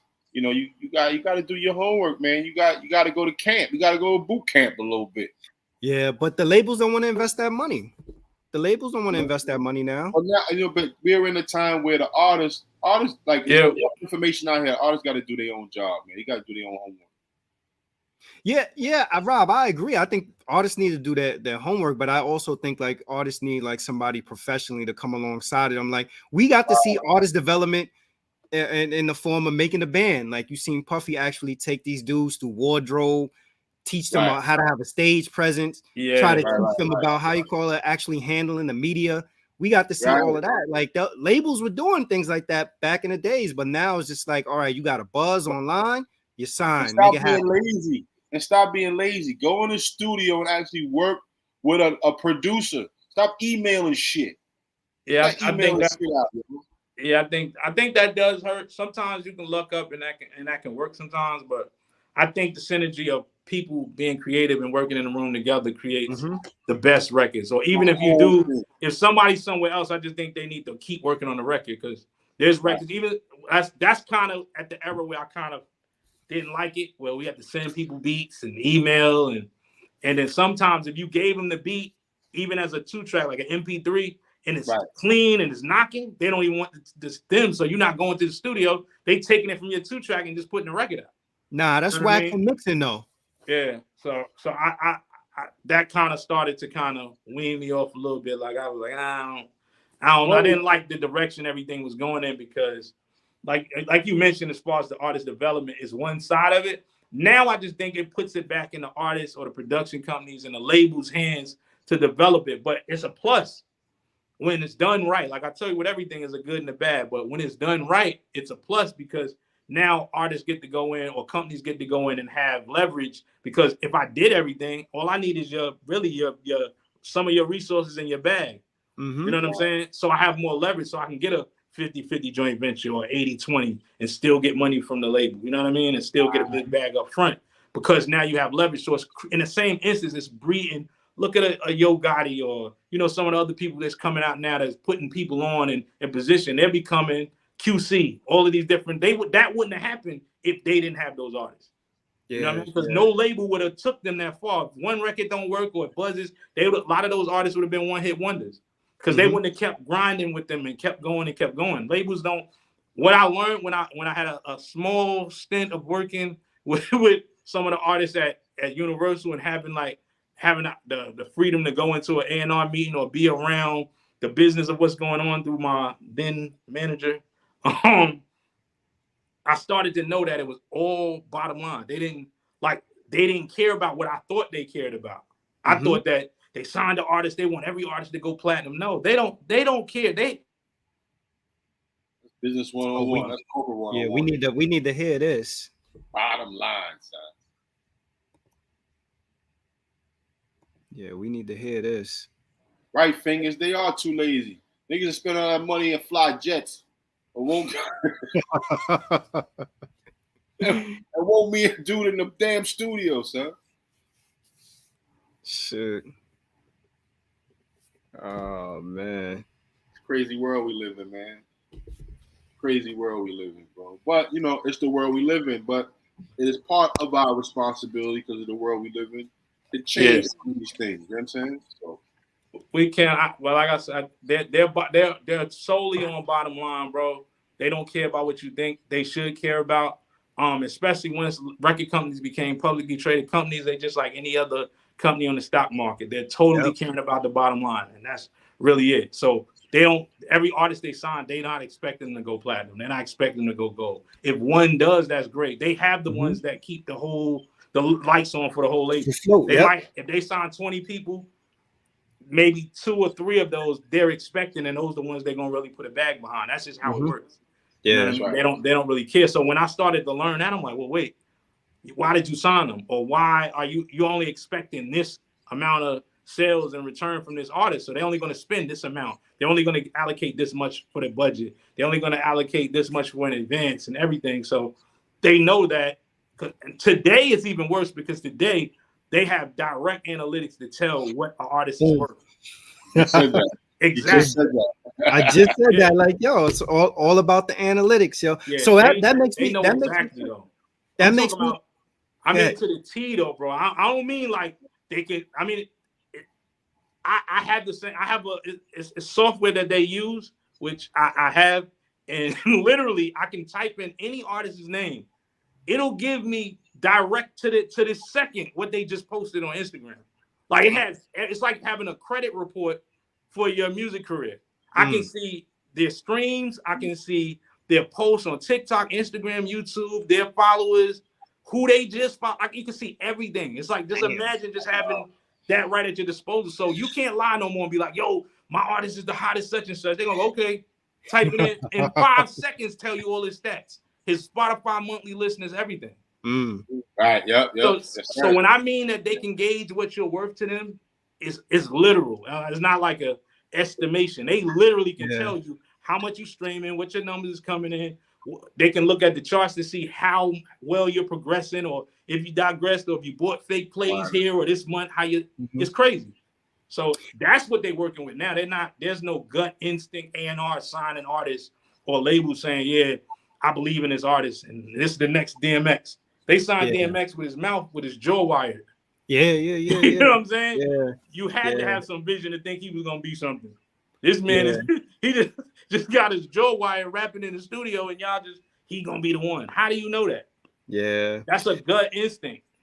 Man, I feel like that we despite, you know, like you look at the analytics and like the average Joe may not have the analytics at their disposal, but I think that still having some level of analytics, there should be more artists that are willing to go independent. Why do you think that there are artists that are still stuck in this whole concept of having a major label behind them, and they need to have the machine behind them, and they need the big budget? Those big budgets don't exist anymore. So well, they do. The thing is, most artists are lazy. That's the real truth, and they don't want to do the work. They don't want to do the work. Because despite how glamorous I heard Jadakiss say that. He's like, listen, I heard him say that too. Nori, all of them, because again, especially if you had a taste of it. Like Nori, Jadakiss have been with big budgets, and they coming from the 2000s era where they was just giving money away. So they spoiled to no avail like crazy. So they can't fathom going out here having to physically do the work. Because despite, yes, the reward is great, but it's a lot of work. Don't let people lie to you like, oh, independent. It just depends on the circumstance. If you're a worker and a hustler, Young Dolph was a worker and a hustler. Made sense to be with Empire, be independent. And then there's opportunities and situations that you can go get the same kind of major. But he broke up P. When he come back, we're gonna ask this question. This is a good question right here. How can you tell if it's a good question right here? Because a lot of artists low-key got hot from them streaming farms. Yeah, where they be buying their streams. Yeah, you can still get a major bag with some of these independents, like distributors that do have like label services, like an Empire and a few others that you can still, you can still get it. But like you said, like I don't know if people want to put in that work. Yeah, so the work ethic is different, man. Microwave ass society. Nobody want to work for nothing, man. They just want shit to happen. Yeah, I think the other part of it too, though, is that the major labels probably getting that advance. People have got used to getting that advance money. Yeah, and they coming from backgrounds and areas where 50,000, whatever money that's given thrown at them, they think they're gonna hit the lotto. All right, he froze up again. But yeah, this is definitely a good question. How can they tell if artists purchase fake plays? Because there's been a lot of artists in recent times that people swore they were hot artists, but it was because people purchased streams and manipulated Billboard and all that. Somebody was asking how can they tell if artists purchase? Well, I mean, if anybody can see analytics, the bots. I mean, just like any kind of graph, you'll see like sharp and like crazy, boost and nothing gradual. Nothing gradual. It probably just shoot straight up. Like, how you get that overnight, bro? Yeah. Well, from 1,000 dudes go from 1,000 streams a month to 1 million streams a month. Yeah, it'll jump up and down. So the fact that they can see your analytic charts for Spotify, Apple Music, all of those things, they'll see spikes. You know what I mean? And it won't be like smoothed out or, because how people listen to music wouldn't go jump up like this and then go down and jump. So they can see it. Yeah. You can lie to them all day. They're going to know. And I mean, it just doesn't make sense to do it because if you're trying to gain a real audience and a real fan base, it don't make sense to buy bots because you can't gauge who really like what you got going on and how you can grow that. If you got a bunch of fake people, you can't grow fake people. So it makes sense to just have 1,000, 500, 100 people really rocking with you, playing your music and supporting you and really being a fan. Somebody told me that, I think it was Shakim years ago. He's like, if you get 1,000 fans, you could make a living off music for the rest of your life off those 1,000 people because you always have that 1,000 to sell, to come see you perform, to do whatever. They don't have, not like how we got 1,000 followers and 10,000 followers, but true fans and true supporters. You can make. You know what I mean? You know what? I appreciate you saying that because I think like for a lot of artists who probably haven't attained this huge level of success, commercial success, they do have a cult following, and in that cult following, you may have 5,000 diehard core fans. That's your audience that whatever you put out, they're going to purchase. And rather than trying to cater to the masses, why not give your 5,000 fans what they want? You got those 5,000 fans, 2,000 or 3,000 will probably buy your shirt. 2,000 or 3,000 will probably stream your song or buy your CD or your album or whatever it is. But I think that people keep getting caught up in this whole thing around, I got to have this huge commercial success. He froze up again. So Joey said it's a lot because then you got to do all the work you see the people doing in the cubicles in the office all at the same damn time. And you got to create at the same time too.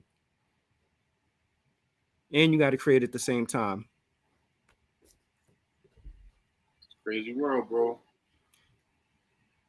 Yeah, we can't hear you. There you go.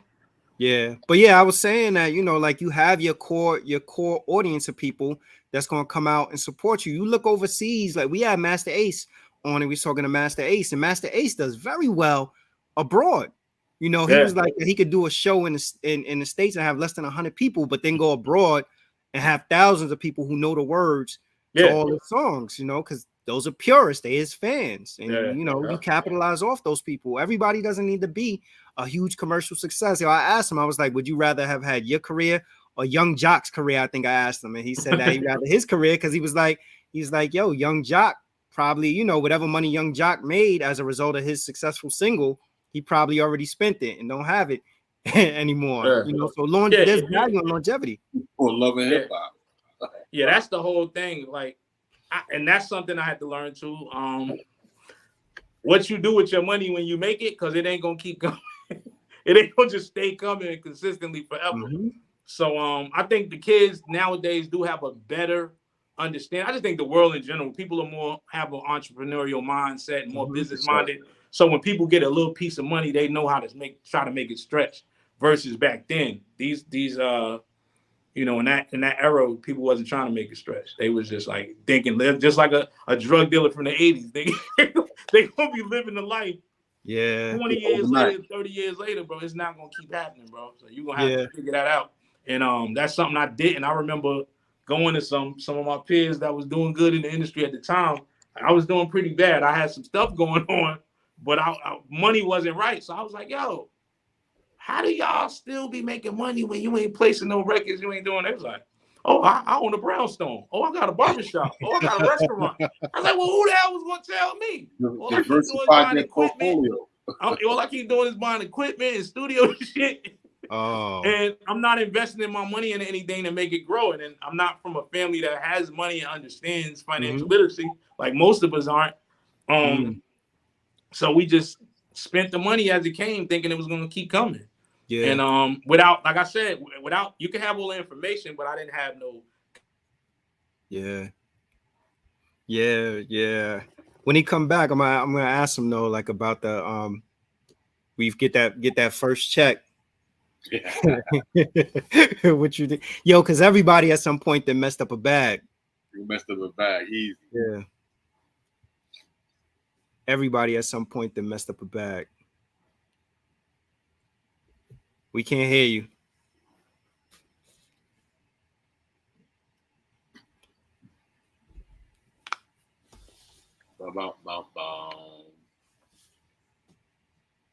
Yeah.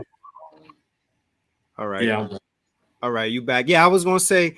So at least you bought studio equipment, because if you got the right how you call it, accountant, then at least you could try to put that as like a depreciating asset or something and try to write it off. Yeah, you was too advanced for me right there. I don't know about no depreciating asset. I knew about cash money, bro. I just understood a checking account and accounting and everything. Like, so it was all fairly new to me. So I'm spending, as money coming in, I'm spending it. I'm not, and you know, like anybody, I don't care how many hundreds of thousands or millions you make.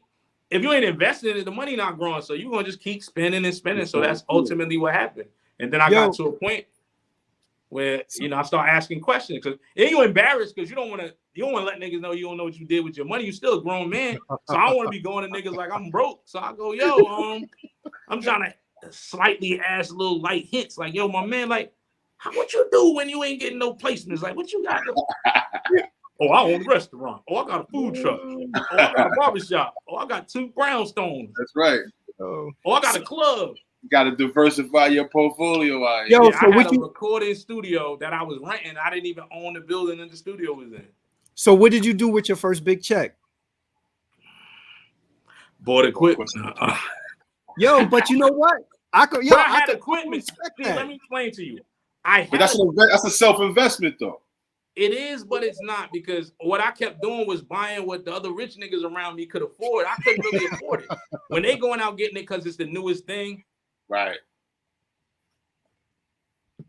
Oh, man. He froze up again. But yeah, that equipment, yeah, that's a depreciating asset. You got the right accountant, you can write that off and do all right with that.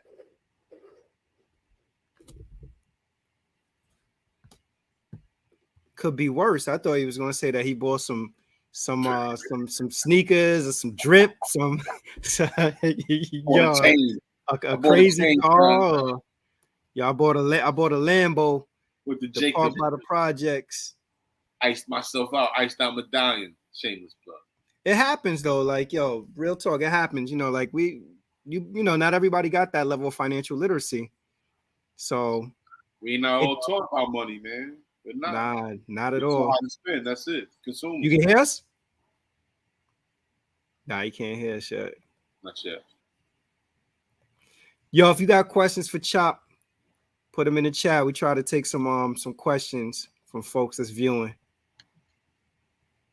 Appreciate everybody pulling up and tuning in too for this discussion. Who the hell? You see what's in the comments, bro? There you go. I'm not buying anything before I buy some land.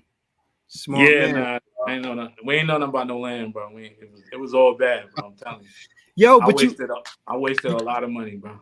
But you ain't go out and buy like no crazy chain or I never was that dude. I mean, I did stuff. I just didn't make smart decisions. Like the building we had the studio in, I should have tried to buy something like that and own it. So even, you know, I only had one way of making money, which was from music.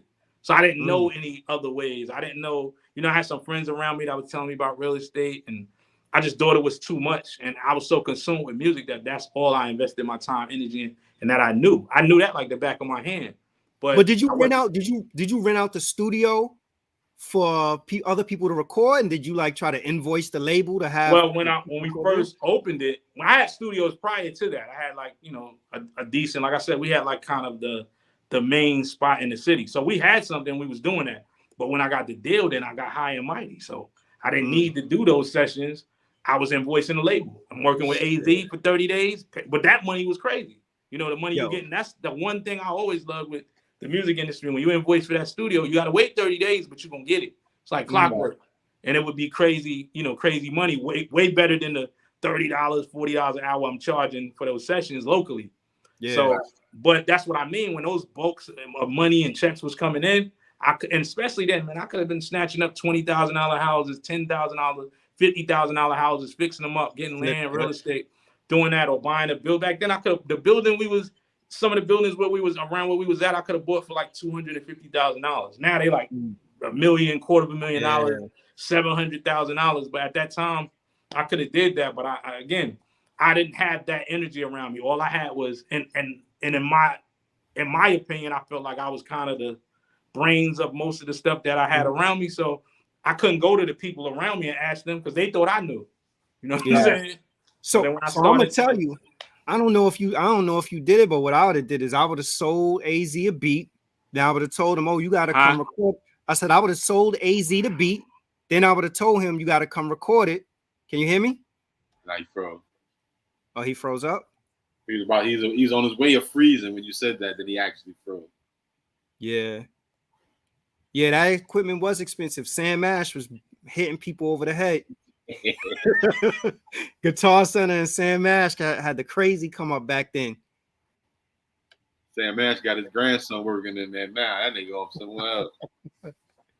That's what I'm saying. Sam Ash got filthy off of dudes. Could you imagine of all the producers, the kind of money Sam Ash and Guitar Center must have made? Listen, man.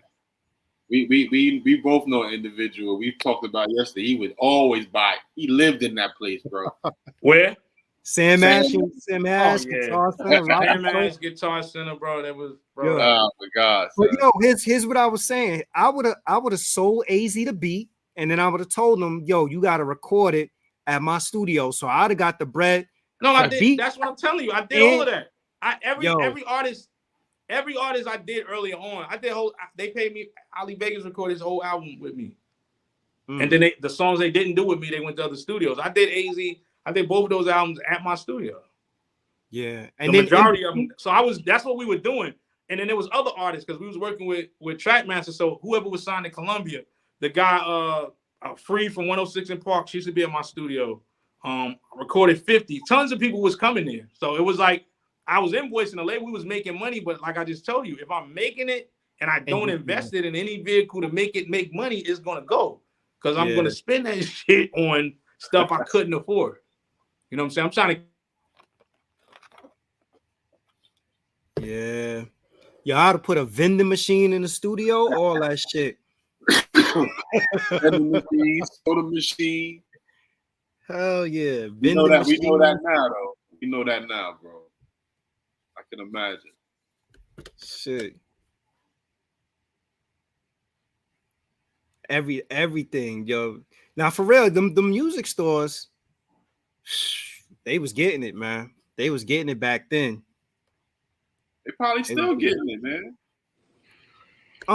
But you know what? There's a lot of people buying stuff online, and there's a lot of portable, like real small handheld machines that people. So it's gone to the days I think where dudes are going and buying like these crazy keyboards. Like dudes used to be going keyboards regularly.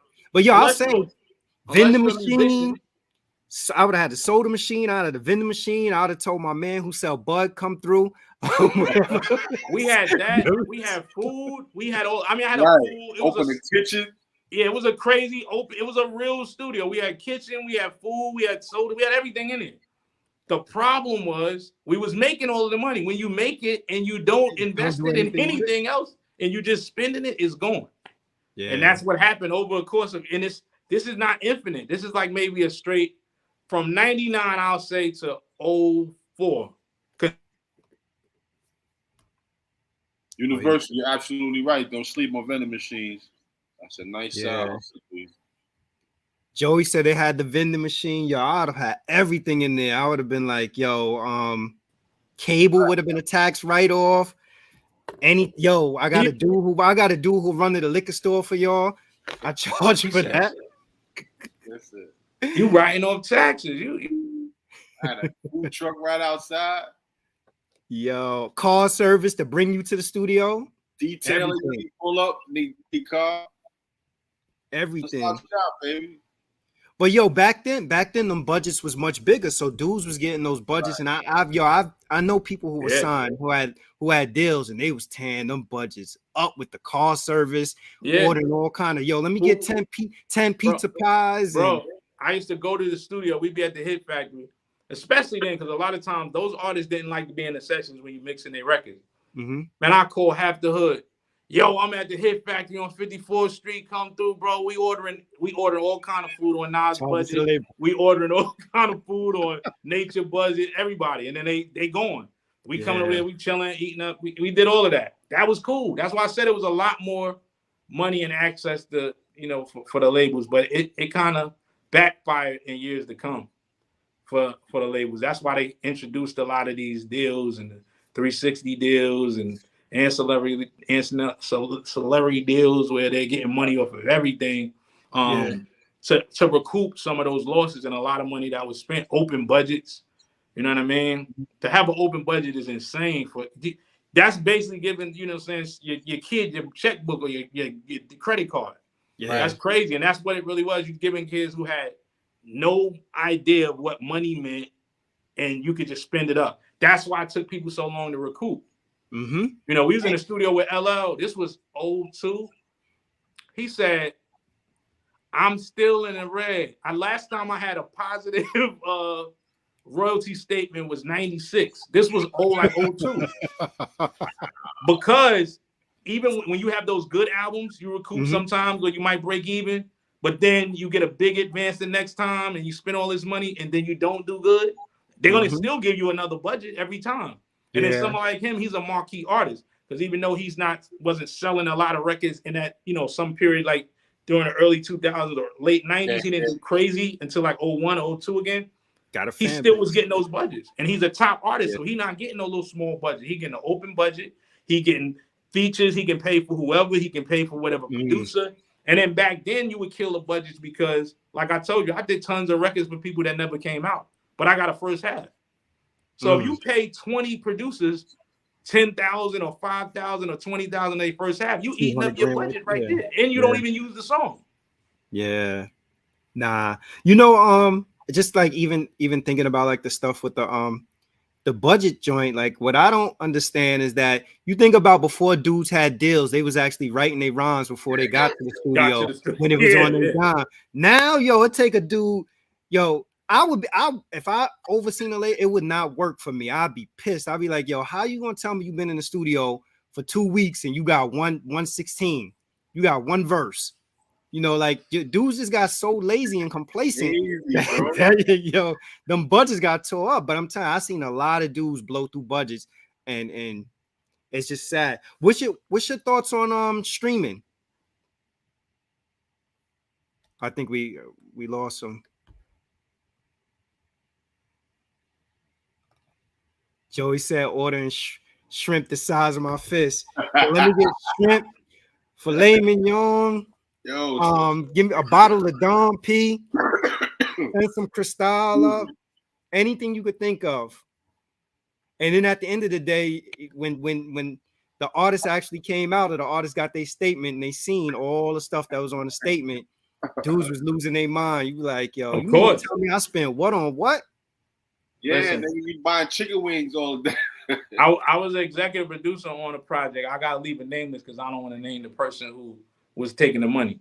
But so when we got as executive producer, I got to go over the entire budget as well. So when I get the budget, I see a said person's name, so-and-so 3750, so-and-so 3750, so-and-so 3750, so-and-so 3750, so he was just straight having them take money out of his budget and pay him.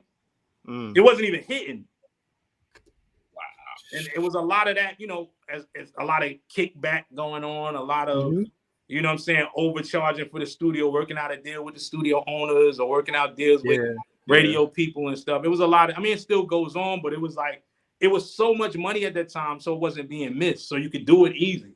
Yeah. Way easier. But they were just blatant. When I saw that was one of the breaking points that made me go, I don't want to be an artist. I'm being real, because when I saw that, all the end of it. You're responsible for that money. So you're stealing my money and I gotta pay it back. You're stealing from me. Where we from, you can't just steal from somebody, bro. Shit, you probably got artists trying to file. Yo, can you file bankruptcy on a record contract? Now, what the thing about it is, you don't ever have to pay them that money back.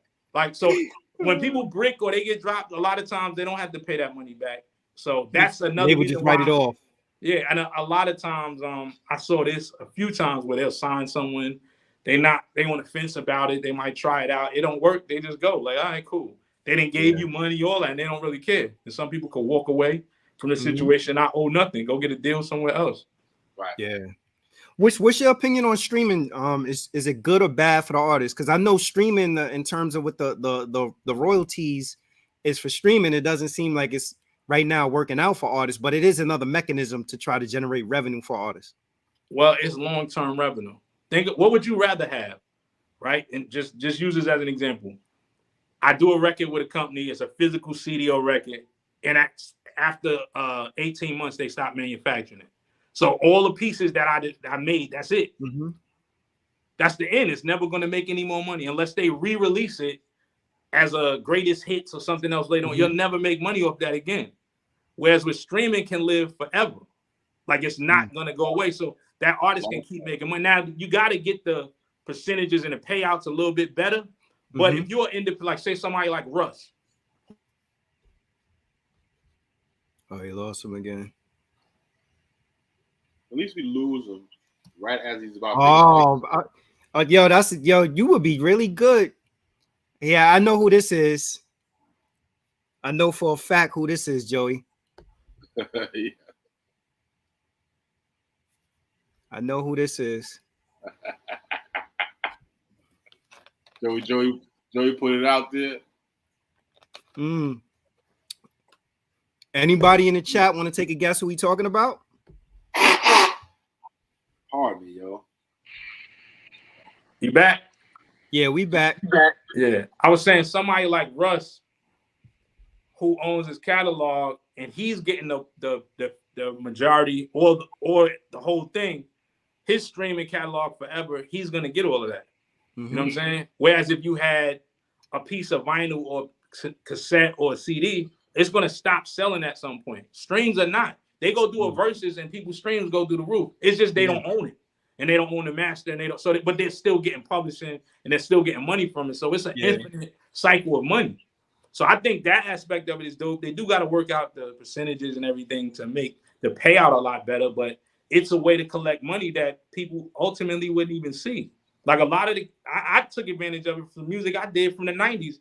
I re-released and put it back on streaming platforms, and it started streaming because it had a buzz in that time frame. So all of the YouTube channels that play the old hip hop, the '90s, the golden era, they put it on those playlists and start playing them and going on with them. And I generated money off records that I never made money from when I put them out. I was popping, but there was no, so that wouldn't even been a thing for me. Or like somebody who gets their rights back to their music and can put it back out. Royce just did that with that project he got. You know what I mean? He got his masters back. He put out the greatest hits, added like 5 or 6 new songs. Now he can collect that money. You wouldn't have been able to really do that. You know, my thing with streaming though is that like, all right, so how are the streams being counted? Because there's this like what counts, what constitutes a play and what constitutes a start, and it seems very convoluted. Well, I'll tell you this about the streaming, period. The biggest streaming platform, which is Spotify, and I'm sure you did any research and you understand, the labels, when they came to the labels asking to put the music on these platforms to license them, the labels didn't want to let them do it, and they was asking for a crazy fee. They didn't want to give them the money to do it, so they worked out a deal where they have ownership. So they got equity in Spotify. Okay. You feel me? So that's why if you notice, you always see people talking about Spotify monthly list. You from the industry side, you always hear Spotify because the industry owns that shit. Pushing it. Yeah.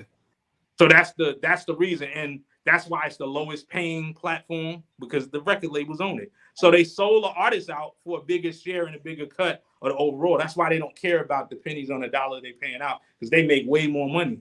You know what I mean? So that side of it has to get worked out and figured out. But as far as, you know, just they just made up a system. 150 plays equal 1 stream. 1,500 streams equal one album sale. I don't know how they pulled that shit out there, where it came from, but that's the system they have, and that's what they're using. So it helps and it hurts. Like, say for somebody like me, I never had a major single that blew up and sold millions and millions of records, but I was on a lot of albums that did well. I would make money off the album sales. Nowadays, the album sales isn't based off the collective of the songs. It's based on those songs. Like when Drake, I forgot which album it was, but he had, I think it was the one that had God's Plan and all of that on it. He dropped like 3 or 4 singles before his album dropped. The day his album dropped, his album was multi-platinum because they calculated those streams to make up the sales, the equivalent sales of his album. So the other producers who have records on there, they're not eating the same way. So it's like kind of, in that regard, it messes up some of the things that people could have benefited from. But I mean, like with anything, you're gonna have some good with it, you're gonna have some bad with it. I'm not against it though. I'm with it because I think it gives the music industry life and can keep going, and it doesn't have to stop. You know what I mean? Somebody can get a resurgence and get back on their career and get back out there moving. And I think it also gives people of all ages, like if you want to rap and you're 45 or you want to rap and you're 50, you can still do it because you can target that artist, that audience directly and promote your music to the people that grew up with you like you grew up. You still love hip hop. I'm 49. I still love hip hop. You know what I mean? So I'll still listen to certain artists, and if a new artist comes in that give me that same vibe, I rock with it. And some of the new guys I rock with, if it's good music, it's good music. I don't care if they use Fruity Loops or they use the 808 or they did whatever. If it sounds good, I like it. Yo, I agree. I appreciate you saying that, because I got, like I said earlier, that some people get wrapped into the technical know-how of it and what you use and this, that. If it sounds good, it sounds good. It's been a master class with Chop Diesel. I appreciate all the information. No, very good discussion. But I'm gonna end it on this. I want to ask you, because I know you're from New Jersey. Give me your top 5 New Jersey MCs of all time. Oh, I can't give an order, but I can give you the MCs. I was going there next. I was gonna say I want to know who number one. I can't give an order, bro. And then I mean, it's just like for me, it's generational, bro. All right. So give me 5. You don't have to give it any necessary order. Just give me 5. It's different. All right. Stretch is up there, definitely. Yeah, most definitely. I was hoping you say that. Yeah, Stretch is most definite. Redman's most definite. Damn. I mean, it's a person that people probably wouldn't understand why. I mean, because the music that he put out didn't show the full scope of him, but Apache is definite. Apache was nice. Apache. I need a gangster. Yeah, and see, that's the thing. That was him, but not really him. But he was definitely a lyricist. G Code said, "Bet not say Tresh." Come on, yeah, G Code crazy. We had these arguments all the time. he from West Palm Beach, Florida, bro. We can't listen to him. He don't even count, really. No disrespect, but he don't count. We can't listen to him. That's my man. I love him. But Chill Rob G. Chill Rob G. Wow, Chill Rob G. Chill Rob. See, I'm looking, and it's different. It's going on the penmanship of, if I take it from that aspect of a lyrical writer, you know what I'm saying, a lyricist in that regard. It's tough. It's tough. I'm missing somebody. Oh, Joe Budden is dope. Joe Budden. I froze up for a second, so I may have missed. Did you say Red? Yeah, I said Redman. Red? You said okay. Redman, Stretch. I said Chill Rob G. I said Apache, and I said Joe Budden. Apache and Joe Budden. Okay. Huh? That's 5, right? That's 5, right? That's five right there. That's a good 5. It's some other people. It's a lot of people from Jersey, though. I'm gonna keep it real. It's a lot, and I'm sure in every area. And we just talking about G Code. He got a dude from down there named Triple J that was ill. But in Jersey, it's a lot of people who was really dope that never really got the, you know what I'm saying, the shine, never really pursued it like that. But it was a lot of dope rappers and MCs. So. Was Lakim Shabazz from Jersey? Lakim from North. Another one, he dope. Flavor Unit, dope. Yeah, Lakim was dope. I always liked the Outsiders. Artifact, right? And the Artifact. Team 1 and El Sensei. Artifact. Yeah, it was a lot. I mean, if I'm looking at but he wasn't really that dope, but they had a dope impact from Dodge Effects. Was one of them is from Jersey. I can't think. I didn't know that. Yeah, one is from Brooklyn and one from Jersey. Yeah, I just thought they was from Brooklyn. I didn't know one was from Jersey. No. Scoob, I think, is from Brooklyn. No, it's Dre. Crazy Dre. He from Jersey and Scoob is from Brooklyn. Brooklyn, yeah. Yeah, nah, Joe is lyrical. I ain't gonna front. Joe is definitely lyrical. Yeah, Joe Budden, I would have to say. Yeah, Joe is definitely lyrical. Yo, so what's next for Chop Diesel before we wrap? What you got going on? Man, right now, like I told you, I'm about to launch that podcast. I got some crazy interviews lined up with some producers. Some people know and some people don't know. But some people you know and didn't know they produced X. Didn't know they did. Yeah, bro. A lot of that. Definitely a lot of that. Oh, he froze up. But yeah, Redman first album was crazy.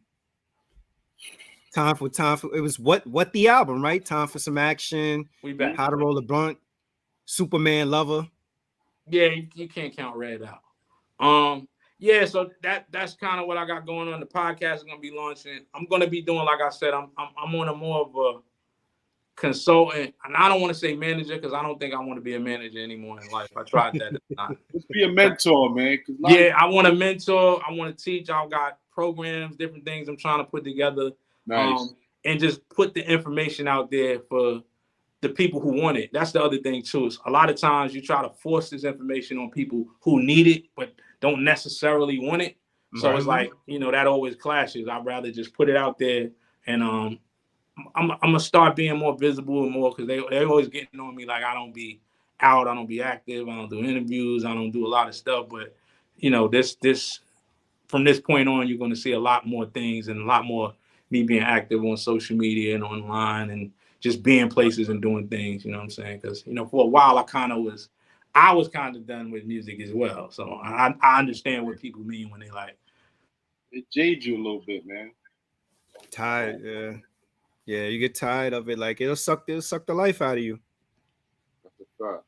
Like imagine if you were passionate about creating, you get to the spot or the space where you get to be a creative, and then all your creative juices is sucked out of you by the industry. The contracts and scams and dirty lawyers and all sorts of shit. Yeah.